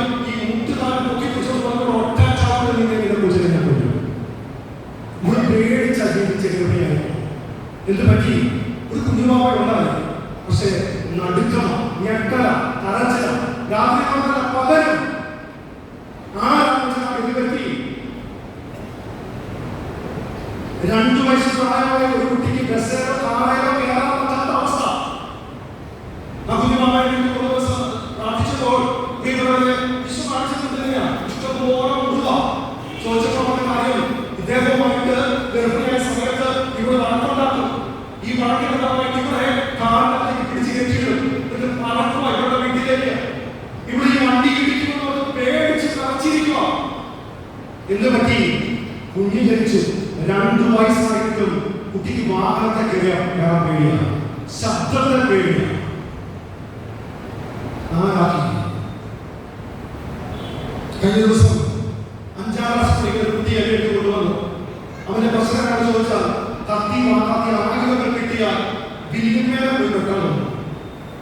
വില്ലുമയ്ക്ക് പിടി കണ്ടാൽ പറ്റില്ല. ഇത് 5ാം ക്ലാസ് പഠിക്കുന്ന കുട്ടിയാണ്. അവന് വില്ലുമേലാണ് മടുത്തു പോകുന്നത്. ഈ കൊച്ചിനെ കാണുമ്പോൾ വില്ലുമ കയറി കഥയാണ്. അപ്പൊ ഇതിനു വേണ്ടി പ്രാർത്ഥിക്കുമ്പോൾ ഈശോ കാണിച്ചത് ഒരു വെളിപ്പെടുത്തലിന്റെ ഫലമായിട്ടാണ് ചോദിച്ചിട്ടുണ്ടെന്ന് അവർ പറഞ്ഞ സംഭവപ്രകാരമാണ്. ഇവിടെ ആദ്യത്തെ കുഞ്ഞുണ്ടായി, അടുത്ത് തന്നെ 2ാമത്തെ കുഞ്ഞുമാണ്. 2ാമത്തെ ഒരു ഗർഭിണിയായി. ഈ ഗർഭിണിയായപ്പോൾ ഈ വില്ലുമ്മ പറഞ്ഞു, എടി ഒരു സൊസൈറ്റിയിലേക്കാണ് വില്ലുമ്മ. അതുകൊണ്ട് ഇങ്ങനെ പറഞ്ഞു കൊടുത്തോണ്ടിരുന്നു, ഇങ്ങനെ അടിച്ചടിപ്പിച്ചു. അവള് നല്ല ജീസസിന്റെ പ്രവൃത്തിയായിരുന്നു. അവള് കാണില്ല. അവൾ ആ കൊച്ചിനെ ജയിപ്പിച്ച് പ്രാർത്ഥിച്ചത്. എന്ത് പറ്റി? അപ്പത്തിന് വേറെ ഒരു പ്രശ്നവുമില്ല. ഈ കറയാൻ പറഞ്ഞ വില്ലുമയുണ്ടല്ലോ, അത് പ്രശ്നമാണ്. ഞാനത് ചുമ്മാ കെട്ടിട്ട് അല്ല ഇങ്ങനെ ചെയ്യാൻ ഇത്ര പ്രായമായി വില്യം കൊടുക്കുന്ന ഉപദേശമാണ്. കഴിഞ്ഞ ദിവസം ഒരു 21 വയസ്സ് പ്രായമായ ഒരു പെൺകുട്ടി അവിടെ കൊണ്ടുവന്നേക്കോ. അവളെ കുറിച്ച് അമ്മ പറഞ്ഞ കമന്റ് ഇതാണ്, ഇവിടെ എല്ലാം തിരിച്ചു പിടിച്ചിട്ട് മുട്ടിലേക്ക് കാണും. ഇതിനെ കണ്ട ആണാണോ പെണ്ണാണോ എനിക്ക് സംശയമാണ്. കാരണം ഇത്രയും പ്രശ്നമുള്ളവരെ ഈ ചേച്ചി ഈ കുഞ്ഞിനെ ഉടനത്തിൽ ജന്മം കൊടുത്ത സമയത്ത് ഈ ചേച്ചി പ്രാർത്ഥിക്കാൻ വേണ്ടി ദൈവമേ എന്റെ കുഞ്ഞാണാണ്. പക്ഷെ ജനിച്ചത് പെൺകുട്ടിയായി. ഇത് ഭയങ്കര വിഷമമായി ദേഷ്യമാണ്. ഈ അമ്മ ഈ കൊച്ചിനെ ശ്രദ്ധിക്കാതെ പിന്നെ ഇതുപോലെ ഇവിടെ സിസ്റ്റേഴ്സ് പോയി ഉപദേശിച്ച് ആ കൊച്ചിനെ സ്നേഹിക്കാൻ തുടങ്ങി. പക്ഷെ ബാക്കി എങ്ങനെ പറയാമോ? ആണിനെ പോലെ ശരിക്കും ആളുകൾ നടക്കുന്ന പോലെയാണ്. ആളുകൾ ഡ്രസ് ഇടുന്ന പോലെ ഇടും, ആളുകൾ സംസാരിക്കുന്ന പോലെ സംസാരിക്കും. ഒരു പബ്ലിക് ആയിട്ട് സ്ഥലത്ത് കൊണ്ടുപോകാൻ നമുക്ക് പറ്റാത്ത അവസ്ഥയായി. ഒരിടത്തും ജോലി കിട്ടുന്നില്ല കൊച്ചിന്. കാരണം ആളുകളെ പോലെ പ്രവർത്തിക്കുന്നത് ആരാക്കിയത്? നമ്മുടെ മക്കളെ വിശ്വസിച്ചത് ആരാണ്? ചിലപ്പോൾ ഇന്ന് 100 സ്നേഹിച്ചാൽ പറയുന്നത് അവർക്ക് അവർ പറയും എന്റെ അപ്പുറം നമുക്ക് എന്നെ ഇഷ്ടമാണ്. 100 അധികം സ്നേഹിക്കുന്നത് എന്നാലും അവർക്ക് ആ സ്നേഹം മതിയാവുന്നില്ല. ഇനി അവരുടെ കല്യാണം കഴിയും ഒരൊറ്റ മാസം കൊണ്ട് പറയും ഓ അല്ലെ പറ്റുമെന്ന് ഇഷ്ടമാണ്. 2 മക്കളുണ്ടാകും അടുത്ത മാസം പറയും ഓ അല്ലെ മക്കളൊക്കെ ഇഷ്ടമാണ്. എന്തുകൊണ്ടാണ് കാരണം പറയാമോ? ഈ ഗർഭിണിയായ സമയത്ത് അമ്മ ഇങ്ങനെ ചിന്തിക്കുക, ദൈവം എത്ര പെട്ടെന്ന് വരാം. ആദ്യ സമയത്ത് ഇത് ജീവനമാണെന്ന് പറയുമ്പോൾ അദ്ദേഹം പറയോ എടി വേണോ ഇപ്പൊ ഈ ഒറ്റ ചോദ്യം മതി ഈ കൊച്ചിന് തിരസ്കരണമായി. നിങ്ങൾ 100 സ്നേഹിച്ചു. ആ കൊച്ചിന്റെ ആന്തരികം ഒരു ഉണങ്ങാത്തിടത്തോളം കാലം ഇല്ല, സ്നേഹം അനുഭവിക്കാൻ പറ്റില്ല. അതുകൊണ്ടാണ് പണ്ടത്തെ ആത്മീയ പിതാക്കന്മാർ പറഞ്ഞ കാര്യമുണ്ട്. ഒരു പെൺകുട്ടി ഗർഭിണിയായി കഴിഞ്ഞ് ചെയ്യുന്ന കാര്യമില്ല, എന്നും ഇവർക്ക് കൈവച്ച് അനുഗ്രഹിച്ച ഇതിനു വേണ്ടി പ്രാർത്ഥിക്കണം. ഒരു 10 വചനം കെട്ടിയിട്ട് ആ വചനം വായിച്ച് വചനം ചേർത്ത് വെച്ച് അനുഗ്രഹിച്ച് പ്രാർത്ഥിക്കണം. ഹാനാളുടെ മുദ്രത്തിൽ കഴിച്ച് വിശുദ്ധ പുസ്തകം മുദ്ര ചെയ്ത് അനുഗ്രഹിച്ച് പ്രാർത്ഥിക്കണം. വ്യഞ്ജിച്ച എണ്ണ എല്ലാ ദിവസവും കൊടുത്ത് അനുഗ്രഹിച്ച് പ്രാർത്ഥിക്കണം. ജപമാല ചൊല്ലുമ്പോൾ ആ ജപമാല ഉദരത്തിലേക്ക് ചേർത്ത് വെച്ച് പ്രാർത്ഥിക്കണം. പരിശുദ്ധ കുർബാന സ്വീകരിച്ച് ലാബിലേക്ക് പരിശുദ്ധ കുർബാന വെച്ചതിന് ശേഷം ആ കൈ തന്നെ ഉദരത്തിൽ ചേർത്ത് വെച്ച് പ്രാർത്ഥിക്കണം. കിടക്കുന്നതിന് മുമ്പ് ജീവിത പങ്കാളിയും നീ കൂടി ഒരുമിച്ച് ചേർത്ത് വെച്ച് പ്രാർത്ഥിക്കുക. അങ്ങനെ പ്രാർത്ഥിച്ച് എന്തെങ്കിലും കുറവ്, എന്തെങ്കിലും ആന്തരിക കുറവ് ആ കുഞ്ഞുമാവയ്ക്ക് ഉണ്ടായിട്ടുണ്ടെങ്കിൽ അത് അവിടെ വെച്ച് സുഖപ്പെടട്ടെ.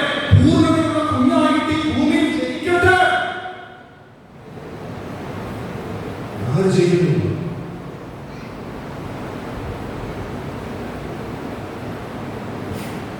Okay, hallelujah.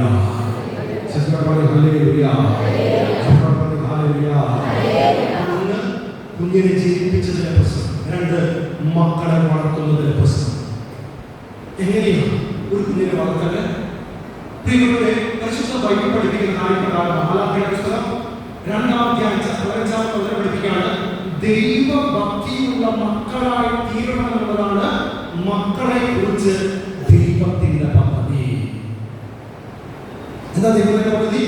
ദൈവ ഭക്തിയുള്ള മക്കളായി തീരണമെന്നുള്ളതാണ് ഓരോ കുഞ്ഞിനെ കുറിച്ച് ദൈവത്തിന്റെ പദ്ധതി. നമ്മുടെ പദ്ധതിയും നന്നായി പഠിക്കണം, അല്ലെ? ഉന്നത വിജയം കിട്ടണം. പറ്റുമെങ്കിൽ അവർക്ക് IELTS BTO പാസ്സാക്കി അങ്ങോട്ട് അയക്കണം. ദൈവഭക്തിയുണ്ടോ നമ്മുടെ മക്കൾക്ക്? ഒന്നും വേണ്ട. നമ്മുടെ മക്കൾ എല്ലാ ആദ്യവെള്ളിയാഴ്ചകളും കുമ്പസാരിക്കാറുണ്ടോ?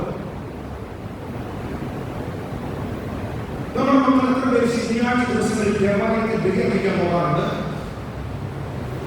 നമ്മുടെ മക്കൾ കുടുംബപ്രാർത്ഥന സമയത്ത് ഒരു രഹസ്യമെങ്കിലും മുത്തുമേൽ നിന്ന് പ്രാർത്ഥിക്കാറുണ്ടോ? ആ മുത്തിനെ മുത്തുകുത്തി നിന്ന് പ്രാർത്ഥിക്കാറുണ്ടോ?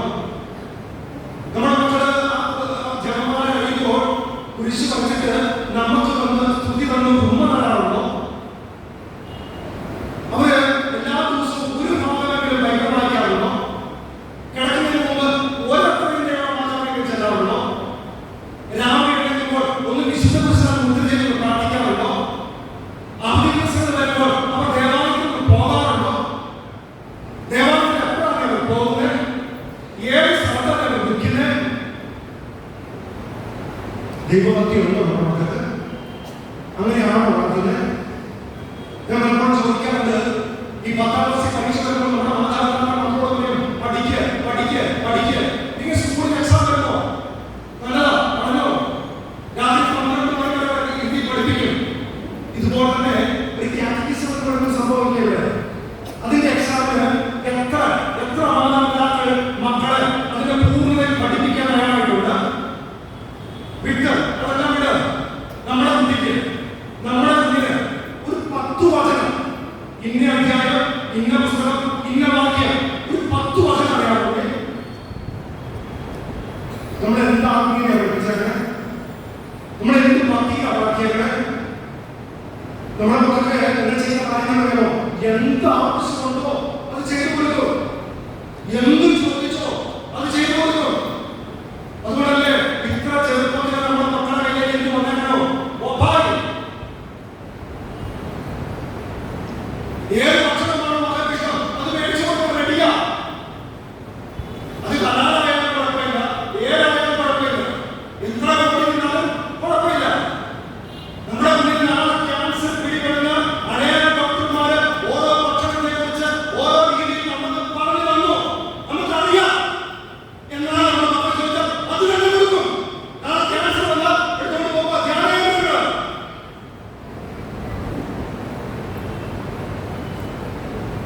നമ്മൾ എങ്ങനെയാണ് നമ്മുടെ മക്കളെ വളർത്തുന്നത്?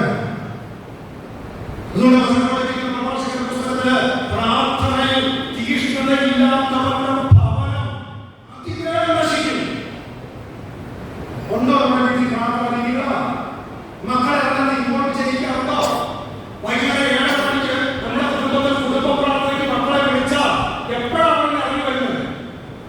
എന്തേ നമ്മുടെ മക്കളെ താമസിക്കാൻ കാരണം? എന്തേ ഈ മൊബൈൽ അടിമപ്പെട്ട് നടക്കാൻ കാരണം? ആരാ അവസ്ഥയിലേക്ക് എത്തിച്ച് ചോദിക്കുന്നെല്ലാം മേടിച്ചു കൊടുത്തില്ല. സ്കൂൾ വിട്ട് കഴിഞ്ഞ് വരുന്ന സമയത്ത് ഒരു കുട്ടി ചോദിക്കാം, മൊബൈൽ അപ്പുറം കൊടുക്കുക. വൈകുന്നേരം 7 മണിയായാലും തിരിച്ചു മേടിക്കാൻ റെഡിയല്ല. ഇനി ചോദിച്ചാൽ തിരിച്ച് കിട്ടൂല്ല.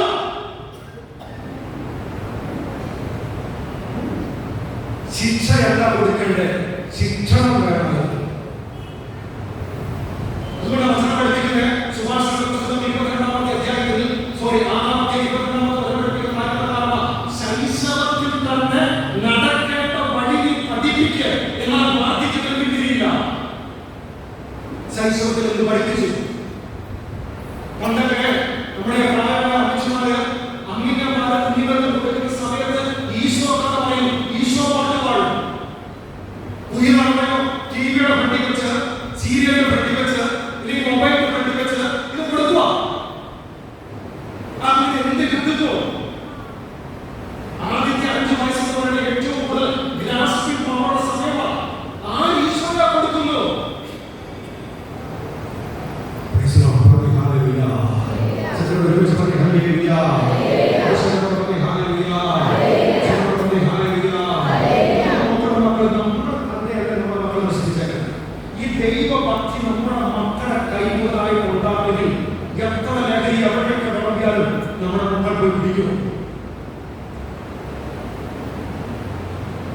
നമ്മളാണ് നമ്മുടെ മക്കളെ നശിപ്പിച്ച് വെച്ചേക്കുന്നത്.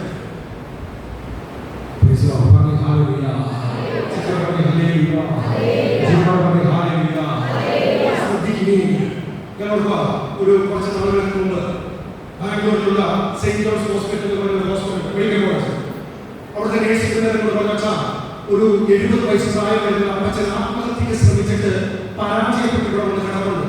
അച്ഛൻ ഒന്ന് പ്രാർത്ഥിക്കാനും ഒരു പ്രത്യാശയുടെ കാര്യം പറഞ്ഞു കൊടുക്കാനും വരാം. ഞാൻ ചെന്നു. പ്രിയപ്പെട്ടവരെ, ഞാൻ അച്ഛനോട് കാര്യങ്ങൾ ചോദിച്ചു. അച്ഛൻ്റെ വിഷമം എനിക്ക് പറയാൻ തുടങ്ങി. അച്ഛൻ പറഞ്ഞു, 7 മക്കളുണ്ട് അച്ഛനിക്ക്. 7 മക്കളെ അപ്പ, പക്ഷെ ഒരാളും എന്നെ നോക്കുന്നില്ല. 3 വർഷം മുമ്പ് ജീവിതം മരിച്ചുപോയി. പട്ടിണി കിടന്ന അച്ഛൻ മരിച്ച്. റോഡിന്റെ സൈഡിൽ കൂര വലിച്ചു കെട്ടി 7 മക്കളെ ജനിപ്പിച്ച് ഓരോ വീട്ടിൽ തൂമ്പാ പണിയെടുത്ത് ഞാൻ 7 മക്കളെ വളർത്തിയത്. ഇന്ന് 7 പേർക്ക് ജോലിയുണ്ട്, 7 പേർക്കും വീടുണ്ട്, 7 പേർക്കും ജീവിതമാണ്, പണമുണ്ട്. പക്ഷെ ഞങ്ങൾ ഉണ്ടായി പറയുക അങ്ങനെ കൂരൊക്കെ തിരക്കുന്ന സമയമുണ്ടല്ലോ വെച്ചാൽ വൈകുന്നേരം ഞാൻ അരിയും മേടിച്ച് കൊണ്ടുവന്ന് ജീവിത പങ്കാളികളിലേക്ക് കൊടുക്കും. അവിടെ അത് കഞ്ഞിയാക്കും. ഇച്ചിരി മുളകോ ചില സമ്മതിക്കോ ഉള്ളച്ചാ. പക്ഷേ ഞങ്ങൾക്ക് ഇങ്ങനെ വിളമ്പി തരും. എനിക്ക് 7 മക്കൾക്ക് അവരിങ്ങനെ വിളമ്പി തരും ഉണ്ടെന്ന് പറയും. പക്ഷെ എല്ലാ ദിവസവും കാണില്ല, കഞ്ഞിവെള്ളം മാത്രമേ കാണുള്ളൂ. അവിടെ ആ കഞ്ഞിവെള്ളം എടുത്ത് കുടിക്കണേ. എന്നിട്ട് അവിടെ രാത്രി കണ്ടിട്ട് അർദ്ധരാത്രി ആകുമ്പോൾ അവർക്ക് വിശപ്പ് സഹിക്കാൻ പറ്റാതെ വരുമ്പോൾ ഈ കിടക്കുന്ന പായുടെ പണ്ട് പായാണ് ഈ പാ കടിച്ചു കിട്ടുന്നത്. പട്ടിണിയാണോ? പക്ഷെ അങ്ങനെ ഏട്ടത്തെ വളർത്തി വലുതാക്കി എല്ലാക്കിട്ടു. കിട്ടും. അങ്ങനെ ആർക്കും വേണ്ടാതെ നിരാശപ്പെട്ട് അവസാനം പട്ടിണി മരിച്ച 3 വർഷം മരിച്ചു. നീ ഞാനൊന്നും ഈ ഭൂമിയിൽ ജീവിക്കണേ, ഞാനും മരിക്കാൻ പോയച്ചാ. ആശ്വാസവാക്കുകളും സ്നേഹത്തിന്റെ വാക്കുകളും പ്രത്യാശയുടെ വാക്കുകളും സഹനം കാഴ്ചവെക്കേണ്ട കാര്യങ്ങളൊക്കെ പറഞ്ഞ് അപ്പച്ചന് കൊടുത്തു. ഒരു 1.25 മണിക്കൂർ ഞാൻ സംസാരിച്ചുകൊണ്ടിരുന്നു. അതിനുശേഷം അപ്പച്ചന് വേണ്ടി പ്രാർത്ഥിച്ചിട്ട് ഞാൻ അപ്പച്ചന്റെ ഈ കയ്യിലേക്ക് കയറി മുഖ്യം പിടിച്ചു. അപ്പച്ചന്റെ കയ്യെ കയറി പിടിച്ചപ്പോ അപ്പച്ചന്റെ കയ്യിൽ നല്ല തളർന്നു. 70 വയസ്സിലുണ്ട്, നല്ല തളർന്നു. അപ്പച്ചനോട് ഞാൻ പറഞ്ഞു, അപ്പാ ഈ കയ്യേറെ തളർന്നുണ്ട്, ഈ കയ്യേറെ തളർന്ന് ഈ മുട്ടയുണ്ടാകുമെങ്കിൽ, ഈ കാലിന്റെ മുട്ടയുണ്ടാകുമെങ്കിൽ 7 മക്കളും അപ്പനെ നോക്കിയത്. കയ്യേറെ തളർന്ന് കാലിന്റെ മുട്ടയാണ് വരുന്നതെങ്കിൽ 7 പേരും അപ്പനെ നോക്കിയത്. ഇന്നെനിക്ക് നിങ്ങളോട് പറയുന്ന കാര്യമാണ്, ഭക്ഷണം ഉണ്ടാക്കുന്ന അമ്മയെ എനിക്ക് വേണ്ടേ, കുറെ പണം ഉണ്ടാക്കി വീട്ടിൽ മക്കൾക്ക് കൊടുക്കുന്ന ഒരു അപ്പനെയാണ് എനിക്ക് വേണ്ടേ. പ്രഭാതത്തിൽ ജോബിന്റെ പുസ്തകത്തിൽ ജോബ് കാണിച്ച പോലെ തന്റെ മക്കൾ ഓരോ പ്രാവശ്യവും പാപം ചെയ്യുന്നുണ്ടായിരിക്കുമെന്ന് വിചാരിച്ച് ജോബ് തന്റെ മക്കൾക്ക് വേണ്ടി പ്രഭാതത്തിൽ എഴുന്നേറ്റ് ബലിയർപ്പിച്ചു. പരിഹാരത്തിന്റെ ബലി.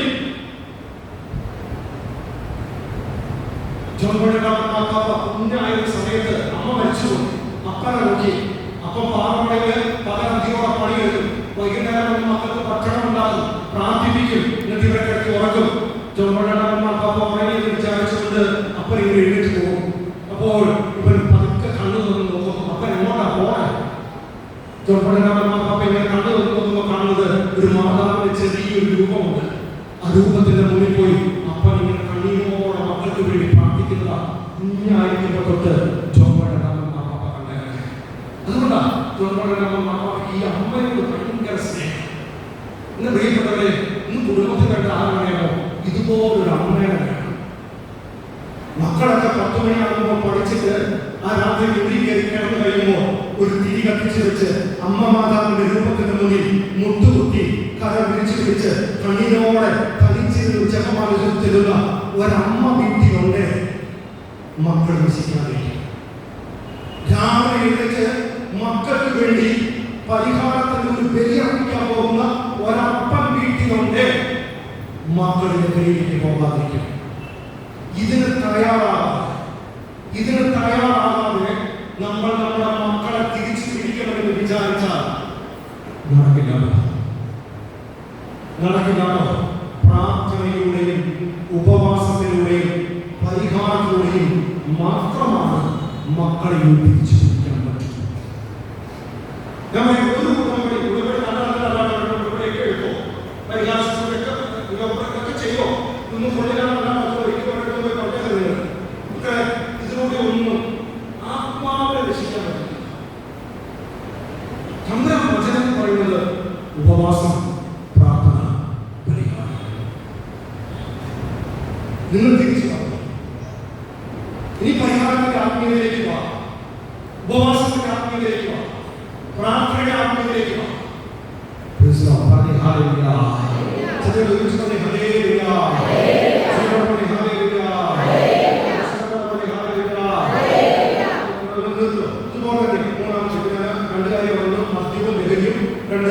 അശുദ്ധമാകുന്ന ചെടികളാണ്. മൂന്നാമത്തെ കാര്യമാണ് പ്രിയപ്പെട്ടവരെ, പ്രേമവും മിശ്രവിവാഹവും.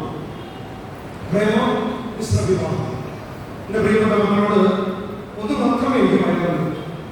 നിങ്ങൾ ചുമ്മാ ചിന്തിച്ചു നോക്ക്, നിങ്ങളുടെ പ്രേമത്തിലൂടെ 10 പ്രമാണത്തിന്റെ ലംഘനം നടക്കുന്നുണ്ടോ? ശരീരം അശുദ്ധമാകുന്നുണ്ടോ? മനസ്സ് അശുദ്ധമാകുന്നുണ്ടോ? നിങ്ങളുടെ ചിന്തകൾ അശുദ്ധമാകുന്നുണ്ടോ? ആവശ്യമായിട്ട് ഉണ്ടെങ്കിൽ അത് ദൈവം ഉപയോഗിക്കുന്നതാണ്. കാരണം പരിശുദ്ധാത്മാവ് അശുദ്ധിയുടെ ആത്മാവല്ല. പ്രിയപ്പെട്ടവരെ, ഒറ്റ കാര്യം ചിന്തിച്ചോ, ഞാൻ ഡീറ്റെയിൽ ആയിട്ട് പറയുന്നില്ല. നിന്നെ ദൈവം സൃഷ്ടിച്ചപ്പോൾ നിനക്ക് വേണ്ടി ഒരു വ്യക്തിയെ ദൈവം പണ്ടേ സൃഷ്ടിച്ചു കഴിഞ്ഞു. നിന്റെ ഉത്തരവാദിത്തമല്ല, നീ 18 വയസ്സ് തൊട്ട് പ്രാർത്ഥിച്ച് ഒരുങ്ങുക എന്ന് മാത്രമേ ഉള്ളൂ. ദൈവം സമയത്തിന്റെ പൂർത്തീകരണത്തിൽ ഒന്നിപ്പിച്ചുകൊണ്ടില്ല.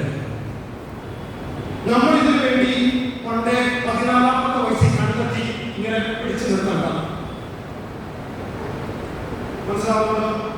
14-ാമത്തെ വയസ്സിൽ നമ്മൾ ഇതിനെ പിടിച്ചു നിർത്തി കണ്ടെത്തി അങ്ങനെ നിർത്തേണ്ട കാര്യമില്ല.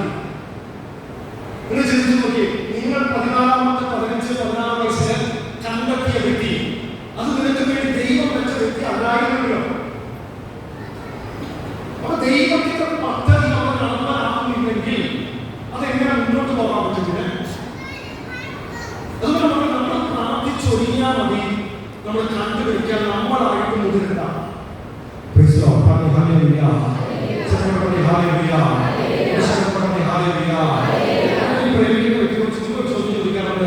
നിങ്ങൾ ഈ പ്രേമത്തിൽ കാണിച്ചു കൂട്ടുന്ന കാര്യം, നിങ്ങളൊരു അമ്മയായതിനു ശേഷം നിങ്ങൾക്കുണ്ടായ പെൺകുട്ടി നിങ്ങൾ ഈ കാണിച്ചു കൂട്ടിയ കാര്യം കാണിക്കാനായിട്ട് പോയാൽ നിങ്ങൾക്ക് പ്രശ്നം ഉണ്ടാവുകയോ?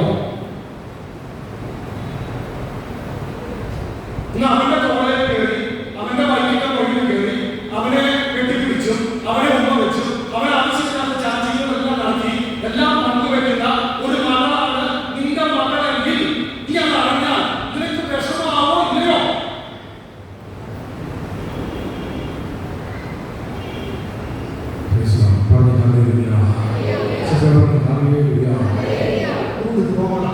ദൈവം തന്നതാണോ?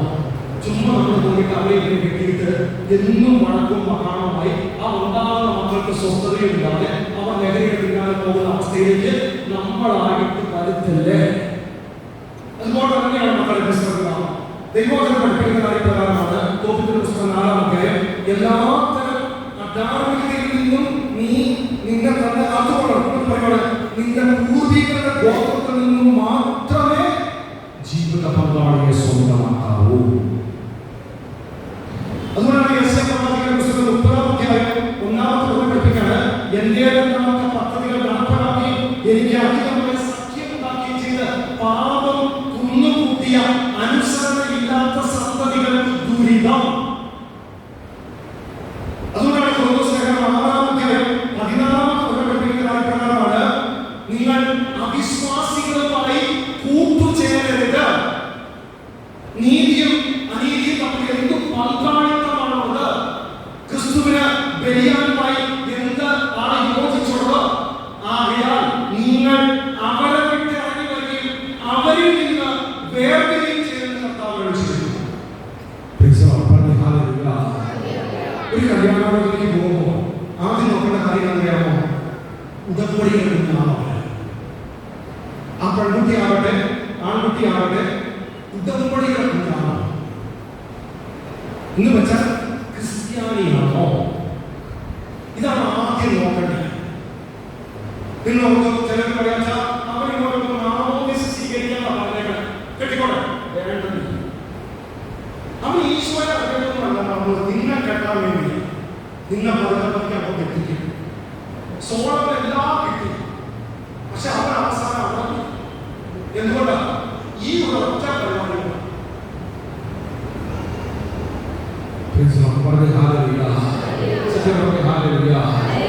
നമ്മുടെ ഗോത്രത്തിൽ നിന്നും മാത്രം ജീവന പങ്കാളി അതിനുവേണ്ടി നീ ക്രിസ്തുവുമായിട്ടൊരു ബന്ധം ഉണ്ടാക്കിയാൽ മതി. ബാക്കിയെല്ലാം ക്രിസ്തു കൊണ്ടുവന്നാൽ നമുക്ക് ഇവിടെ ബന്ധമില്ല, ബാക്കിയെല്ലാവരും ബന്ധമുണ്ട്. അതുപോലെ തന്നെയാണ് പ്രിയപ്പെട്ടവരെ ഗർഭചിത്രവും അദ്ദേഹം. ഞാൻ അതിനെക്കുറിച്ച് ഡീറ്റെയിലായിട്ട് ഒന്നും പറയാൻ പോകുന്നില്ല. ആഹാബ് രാജാവിന്റെ ഹസ്ബൻഡായി നാബോത്ത് എന്ന് പറയുന്ന ഒരു കൃത്യമുണ്ട്. നാബോത്ത് കൃത്യത്തിന് ആഹാബിന്റെ അടയാളം മുന്തിരിത്തോട്ടമുള്ളൂ. ഈ കാണുന്ന ആഹാബ് രാജാവിന് 1000 ഏക്കർ മുന്തിരിത്തോട്ടമുണ്ട്. പക്ഷെ ചെയ്യുന്ന കാര്യം എന്താ? ഈ നാബോത്തിന്റെ മുന്തിരിത്തോട്ടം കണ്ടിട്ട് ഈ ആഹാബ് രാജാവ് ചോദിച്ചത് എനിക്ക് വേണം. നാബോത്ത് പറഞ്ഞു കാര്യം ഇത് തളാൻ പറ്റില്ല. വിഷമായി ആഹാബ് രാജാവ് ജസ്ബന്ധാനെ പറ്റി ചോദിച്ചു, എന്താ വിഷമിച്ചിരിക്കുന്നത്? അപ്പൊ പറഞ്ഞു അവൻ എനിക്ക് മുന്തിരിത്തോട്ടം തരില്ല. ജസ്ബന്ധാൻ പറഞ്ഞു ഞാൻ ശരിയാക്കാം. അവൾ ഒരു കള്ളക്കഥ ഉണ്ടാക്കി, ഒരു കള്ളക്കേസ് കൊടുത്തു, കള്ള വിചാരണ നടത്തി, ഇപ്രകാരം വിധി പ്രസ്താവിച്ചു. അവനെ ഈ ഭൂമിയിൽ കല്ലെടുത്ത് കൊന്നു കളയുക. നാബോത്തിനെ കല്ലെടുത്ത് കൊന്നു കളയുക. പ്രിയപ്പെട്ടവരെ, ഇത് പ്രവാചകൻ, സ്വർഗത്തിന്റെ പിതാവുകളുടെ പിതാവായ ദൈവം പ്രവാചകനെ പറഞ്ഞേക്കുക. പ്രവാചകൻ പറയുന്ന കുറച്ച് കാര്യമുണ്ട്. അർഹതയില്ലാത്ത സമ്പത്ത് നേടിയെടുക്കൂ എന്ന് മാത്രമല്ല ചെയ്തേണ്ടത്. എവിടെ വെച്ച് ആ നിരപരാധികളുടെ രക്തം നിലത്ത് വീഴോ അവിടെ വെച്ച് നിന്റെ രക്തവും നിലത്ത് വീഴും. അതുപോലെ സംഭവിച്ചു. ഞാൻ പറഞ്ഞു വരുന്നത്, നമ്മുടെ ഉത്തരം ഒരു പുറക്കണമാക്കി മാറ്റരുത്. എന്തുമാകട്ടെ, ഒരാളുടെ ഉത്തരം ഒരു പുറക്കണമായി മാറരുത്. നിങ്ങൾ ചിന്തിച്ച്, നിങ്ങൾ ആ കൊന്നു കളഞ്ഞ കുഞ്ഞ ഇവിടെ നിങ്ങൾ ബലിയർപ്പിക്കേണ്ട കുഞ്ഞായിരുന്നല്ലോ, ഇവിടെ വചന പ്രസംഗിക്കേണ്ട വ്യക്തിയായിരുന്നല്ലോ, നിങ്ങളുടെ കടബാധ്യത മാറ്റാൻ വേണ്ടി ദൈവം വെച്ച വ്യക്തിയായിരുന്നല്ലോ, നിങ്ങളെ നോക്കാനായിട്ട് ദൈവം വെച്ച വ്യക്തിയായിരുന്നല്ലോ. ആ കുഞ്ഞ് ഒമ്പോ കുമ്പസാരിച്ചോ ഉവാച്ച, പരിഹാരം ഉവാച്ച, എന്താ ചെയ്യാൻ? 5 സുഖസ്കാരക്കാരെ ഒരു കുഞ്ഞിന്റെ വില കേട്ടോ. ഇതാണ് പരിഹാരം. ചിലർ രണ്ടാമത്തെ കുഞ്ഞ് കഴിയുമ്പോൾ കട്ട് ചെയ്യും. പിന്നില്ല. ഇവിടെ ഒരു കുടുംബം ദൈവം സ്ഥാപിക്കുമ്പോൾ ആ കുടുംബത്തിൽ എത്ര മക്കൾ വേണമെന്ന് ദൈവത്തിന് പദ്ധതിയുണ്ട്. ചിലപ്പോൾ 4 ആകാം, ചിലപ്പോൾ 8 ആകാം, ചിലപ്പോൾ 10 ആകാം. പണ്ടത്തെ കുടുംബം 7, 8, 9, 10, 6 ഇങ്ങനെ മക്കൾ. ചില കുടുംബത്തിന് 6 മക്കളെ കഴിഞ്ഞാൽ ദാമ്പത്യത്തിൽ ഏർപ്പെടാനായിട്ട് എല്ലാവർക്കും മക്കളില്ലാത്ത ദൈവത്തിന്റെ പദ്ധതി അങ്ങനെ ഉള്ളൂ. നമ്മളൊക്കെ ചെയ്യുന്നത് രണ്ടാമത്തെ സ്റ്റോപ്പാക്കി. നിന്റെ വീട്ടിൽ 3ാമത് ജനിക്കേണ്ട കുഞ്ഞ് വൈദികനായിട്ട് ജനിക്കേണ്ടതായിരുന്നല്ലോ, 4ാമത്തെ കുഞ്ഞ് നിന്നെ നോക്കേണ്ട കുഞ്ഞായിരുന്നല്ലോ, 5ാമത്തെ കുഞ്ഞ് കടബാധ്യത മാറ്റാൻ വേണ്ടി ദൈവം വെച്ച കുഞ്ഞായിരുന്നല്ലോ. ജനിപ്പിച്ചിട്ടുണ്ടോ? ഏറ്റു പറഞ്ഞു.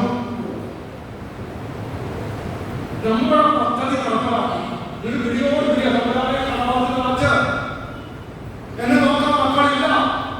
ഈ കർശന ആരാക്കി അവസ്ഥ. അതുകൊണ്ട് പ്രിയപ്പെട്ട മക്കളെ, ഞാൻ പറഞ്ഞു തരുന്ന കാര്യം, നമ്മുടെ ജീവിതത്തിൽ ഇങ്ങനെയൊക്കെ കാര്യങ്ങൾ സംഭവിച്ചു പോയിട്ടുണ്ടെങ്കിൽ നമ്മൾ വിഷമിക്കേണ്ട. മറിച്ച് തമ്പുരാനോട് മാപ്പ് ചോദിച്ച അപ്പന്റെ കരുണയ്ക്ക് വേണ്ടി വിളിച്ചു. ഇനി ദൈവത്തിന്റെ കരുണ അതുകൊണ്ട് മാത്രമാണ് നമുക്ക് രക്ഷപ്പെടാൻ പറ്റും. കാരണം നമ്മൾ ചെയ്ത് കുത്തി വെച്ചേക്കാൻ അത്ര മാത്രമാണ്. അപ്പന്റെ കരുണ ഉണ്ടെങ്കിൽ നമ്മുടെ ഈ പാപത്തിൽ നമുക്ക് രക്ഷപ്പെടാനായിട്ട് പറ്റും. അതുകൊണ്ട് പ്രിയപ്പെട്ടവരെ, ഇന്ന് ആരാധനയുടെ സമയത്ത് ക്ഷമ കൊടുത്തും ക്ഷമ ചോദിച്ചും വിശുദ്ധിക്ക് വേണ്ടി പ്രാർത്ഥിച്ചും ഇപ്രകാരം ദൈവം അതിൽ മുറിപ്പെടുത്തിയ കാര്യങ്ങളോട് മാപ്പ് ചോദിച്ചുമൊക്കെ നമ്മൾ പ്രാർത്ഥിക്കണം. അങ്ങനെ പ്രാർത്ഥിക്കുമ്പോഴാണ് കുടുംബത്തിന്റെ പല കെട്ടുകളും അടിയാനായിട്ട് തുടങ്ങുക. ഒരുമിച്ച് പറയാമോ? ഹല്ലേലൂയ.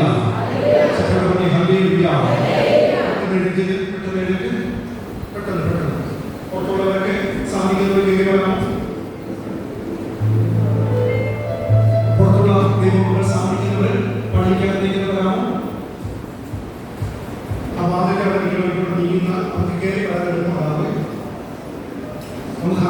സമയത്തേക്ക് പള്ളിക്കകത്ത് ഒരു 15-20 മിനിറ്റ് ദൈവത്തെ ആരാധിക്കണം. നന്നായിട്ട് പ്രാർത്ഥിക്കണം കേട്ടോ. വില കൊടുത്ത് പ്രാർത്ഥിക്കണം. സാധിക്കുന്നവരൊക്കെ കേൾക്കണം. നാളത്തെ ദിവസം നിങ്ങളുടെ മക്കളെയൊക്കെ കൊണ്ടുവരണം. നാളെ ഡെലിവറൻസ് ഉള്ളതാണ്, ഡെലിവറൻസ് പ്രാർത്ഥനകളാണ്. നാളെ നിങ്ങളുടെ മക്കളെയും അറിയാവുന്ന എല്ലാവരെയും കൊണ്ടുവരണം. ഒരാളെ പോലും മാറ്റി നിർത്തരുത്. ഈ ദേശത്തിന്റെ മേലെ നിങ്ങളുടെ കുടുംബത്തിന്റെ മേലെ കെട്ടികൾ അടിച്ച് പ്രാർത്ഥിക്കുന്ന ദിവസമാണ് നാളത്തെ ദിവസം. ഇവിടെ എല്ലാവരെയും കുട്ടികളായിട്ട് ശ്രദ്ധിച്ചോളാം. കേൾക്കാം, പെട്ടെന്ന് കേൾക്കാം. കരം കൂട്ടിപ്പിടിച്ച് ഏറ്റവും സ്നേഹത്തോടെ നമ്മുടെ ഹൃദയത്തിലേക്ക് ഈശോയെ വിളിച്ച് പാടി നിമിഷം പ്രാർത്ഥിക്കാം.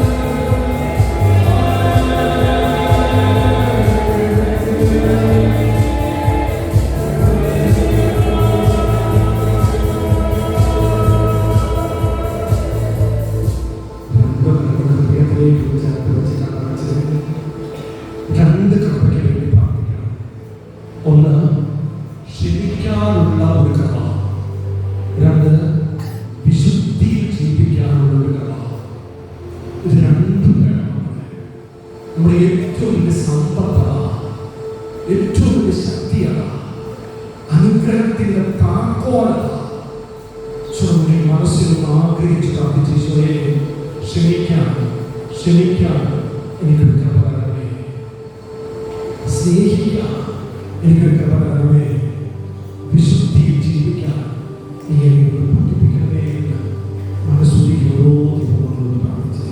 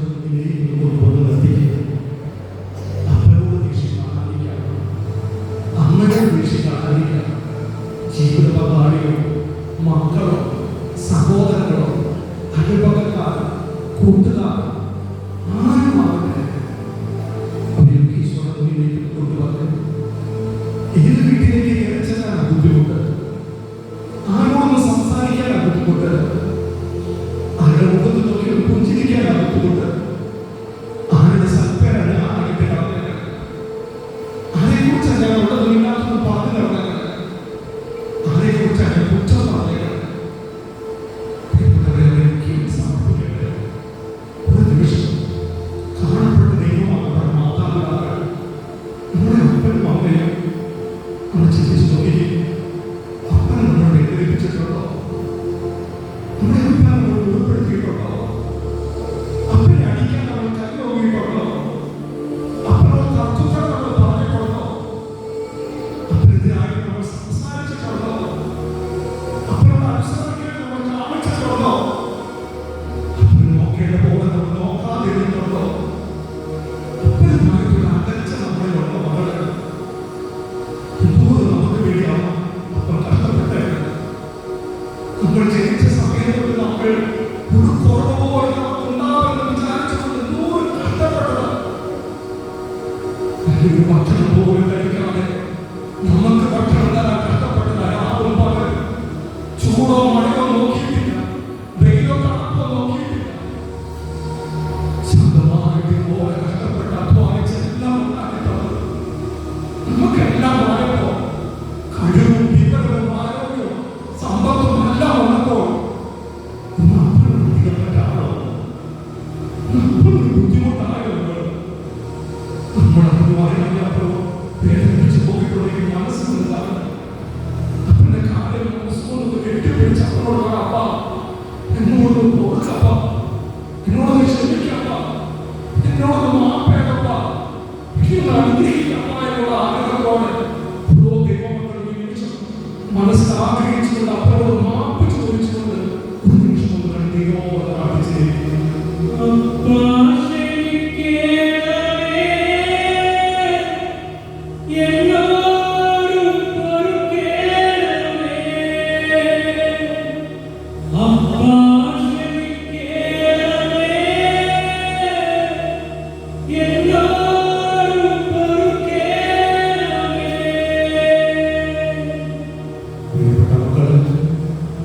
ഒരു നിമിഷം നമ്മുടെ മമ്മിയെ അമ്മയെ മനസ്സിലാക്കാൻ നമ്മളുണ്ടായി എന്തോരം സ്നേഹത്തോടെയാണ് അമ്മ കൈവച്ച് പ്രാർത്ഥിക്കാൻ പറയുന്നത്. നമ്മുടെ ഈ ഭൂമി ജനിച്ച സമയത്ത് എടുത്ത് കൈവച്ച് എത്ര ചുംബനമാകുന്നത്. ഒരു കുറവുമില്ലാതെ രാവും പകലും നമ്മളെ കാത്തിരുന്ന് സംരക്ഷിച്ചു. രാത്രിയുടെ അമ്മകളെ ഒരു തുണി പോലും മുഖത്ത് വീഴാതിരിക്കാൻ ശ്രദ്ധിച്ചു. രാത്രി കടല്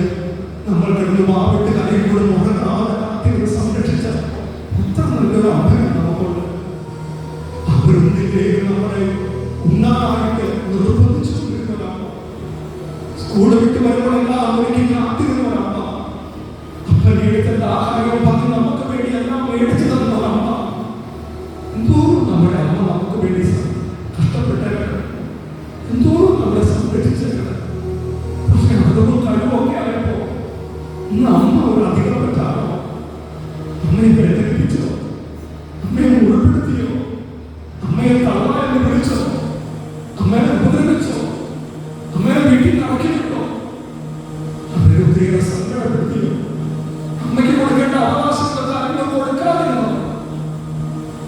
നമ്മളോട് അമ്മ കാര്യങ്ങളിടവന്നു പോയോ? പ്രിയപ്പെട്ട മക്കളെ, നമ്മൾ നമ്മുടെ ദൈവമായ അമ്മയെ വേദനിപ്പിച്ചിട്ടുണ്ടെങ്കിൽ ഒന്ന് മാപ്പ് ചോദിച്ചിട്ട് അമ്മയോട് പറ, അമ്മ എന്നോടൊന്ന് പോകട്ടെ, എന്നോടൊന്ന് ക്ഷമിക്കണമേ, എന്നോടൊന്ന് എന്നെ അനുഗ്രഹിക്കണമേ. ഓരോ ദൈവമക്കളും മനസ്സുകൊണ്ട് ആത്മാർത്ഥമായിട്ട് അമ്മയോട് മാപ്പ് ചോദിച്ച്, എന്നാൽ ആ മക്കളെ പൂർണ്ണതയിലേക്ക് തീരുമാനിക്കണമേ. ഒരു നിമിഷം മാപ്പ് ചോദിച്ചുകൊണ്ട് അമ്മയുടെ അനുഗ്രഹത്തിന് വേണ്ടി ഉള്ളൊരു മാപ്പ് ചോദിച്ചത് പ്രാർത്ഥിച്ചേ. അമ്മേ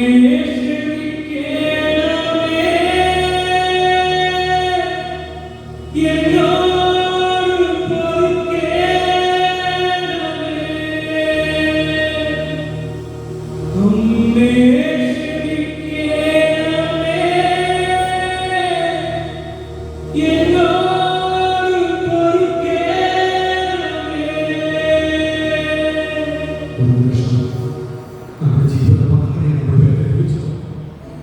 നമ്മുടെ മക്കളെ നമ്മൾ വേദനിപ്പിച്ചോ? അന്യായമായി ഉപദ്രവിച്ചോ? വീട്ടിൽ അടക്കി വിട്ടോ? അവർക്ക് കൊടുക്കേണ്ടത് പറഞ്ഞു കൊടുക്കാതിരുന്നോ? അവരെ ഒത്തിരിയേറെ പണിയിപ്പിച്ചോ? കഷ്ടപ്പെടുത്തിയോ? സങ്കടപ്പെടുത്തിയോ? നിരാശപ്പെടുത്തിയോ? ചിന്തിച്ചു നോക്കിയേ. നമ്മുടെ സഹോദരങ്ങളുമായിട്ടുള്ള ബന്ധം അതെന്താണോ? ഒത്തിരി നാളായോ അവരോട് വേണ്ടിയിട്ട് അവരോട് ചേർത്ത് പിടിച്ചിട്ട് സംസാരിച്ചത്. നമ്മുടെ അയൽപക്കക്കാരുമായിട്ടുള്ള ബന്ധം എങ്ങനെയാണ്? ആരോടൊക്കെയാ മക്കൾ? അവരെനിക്കൊന്ന് മനസ്സിൽ കണ്ടുകൊണ്ട് അവരുടെ കയ്യിലൊന്ന് പിടിച്ച്, അവരാരുമാണ് നമ്മളെ വേദനിപ്പിച്ച്, അവരാരുമാണ് നമ്മളെ ഉൾപ്പെടുത്തിയത്? അവരെ വസിച്ച പിശാച് അവരെ കൊണ്ട് ചെയ്യിപ്പിച്ചതാണ്. അവരെ വസിച്ച പിശാച് അവരെ കൊണ്ട് ഇപ്രകാരം നിർബന്ധിച്ചതാണ്. അതിന്റെ ഫലമായിട്ട് അവർ ചെയ്തു പോയി. എന്തിനാണ് നമ്മൾ അവരോട് മിണ്ടാതിരിക്കുന്നത്? എന്തിനാ നമ്മൾ അവരോട് ദേഷ്യം കാണിക്കുന്നത്? ഒന്ന് അവരുടെ കയ്യെ പിടിച്ചുകൊണ്ട് ഒന്ന് ക്ഷമിക്കണമേ എന്ന് മനസ്സുകൊണ്ടൊന്ന് പ്രാർത്ഥിച്ച്, ഒന്ന് പൊറുക്കണമേ, ഒന്ന് മാപ്പേണമേ മനസ്സുകൊണ്ട് അവരുടെ കയ്യെ പിടിച്ച്, ഓരോ വ്യക്തിയുടെയും മാധ്യമായി ഈശോ കാണിച്ചിരുന്ന വ്യക്തിയുടെയൊക്കെ കയ്യെ പിടിച്ച് ഒന്ന് മനസ്സുകൊണ്ട് മാപ്പ് ചോദിച്ച് ഒരു നിമിഷം ഒന്ന് അനുഗ്രഹിച്ച് പ്രാർത്ഥിച്ചിരിക്കുന്നു.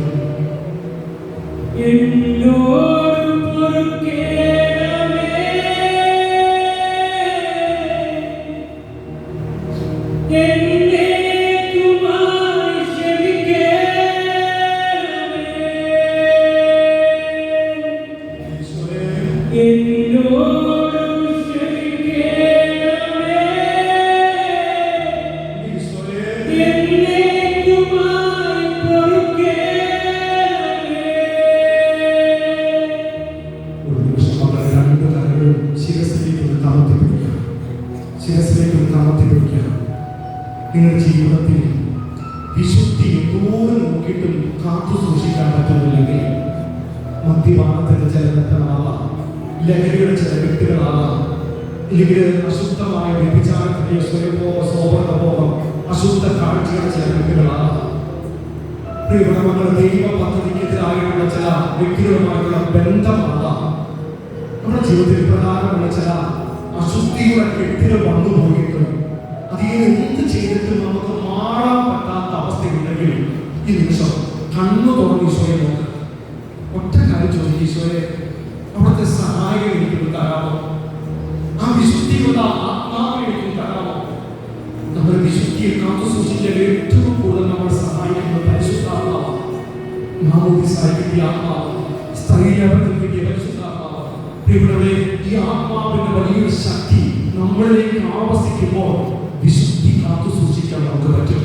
വിശുദ്ധിയുടെ അഭിഷേകം നമുക്ക് കിട്ടും. ഈ ഒരു അഭിഷേകത്തിന് വേണ്ടി സകല മക്കളും പരിശുദ്ധാത്മാവ് നൽകുന്ന, ഈശോ നൽകുന്ന വിശുദ്ധിയുടെ അഭിഷേകം എല്ലാ മക്കൾക്കും കിട്ടാനായിട്ട് ആഗ്രഹിച്ചുകൊണ്ട് ഒരു 10 പേരുടെ ശബ്ദത്തിൽ ഒന്ന് ശക്തിയോടെ സ്തുതിക്കാമോ? ഹല്ലേലൂയ.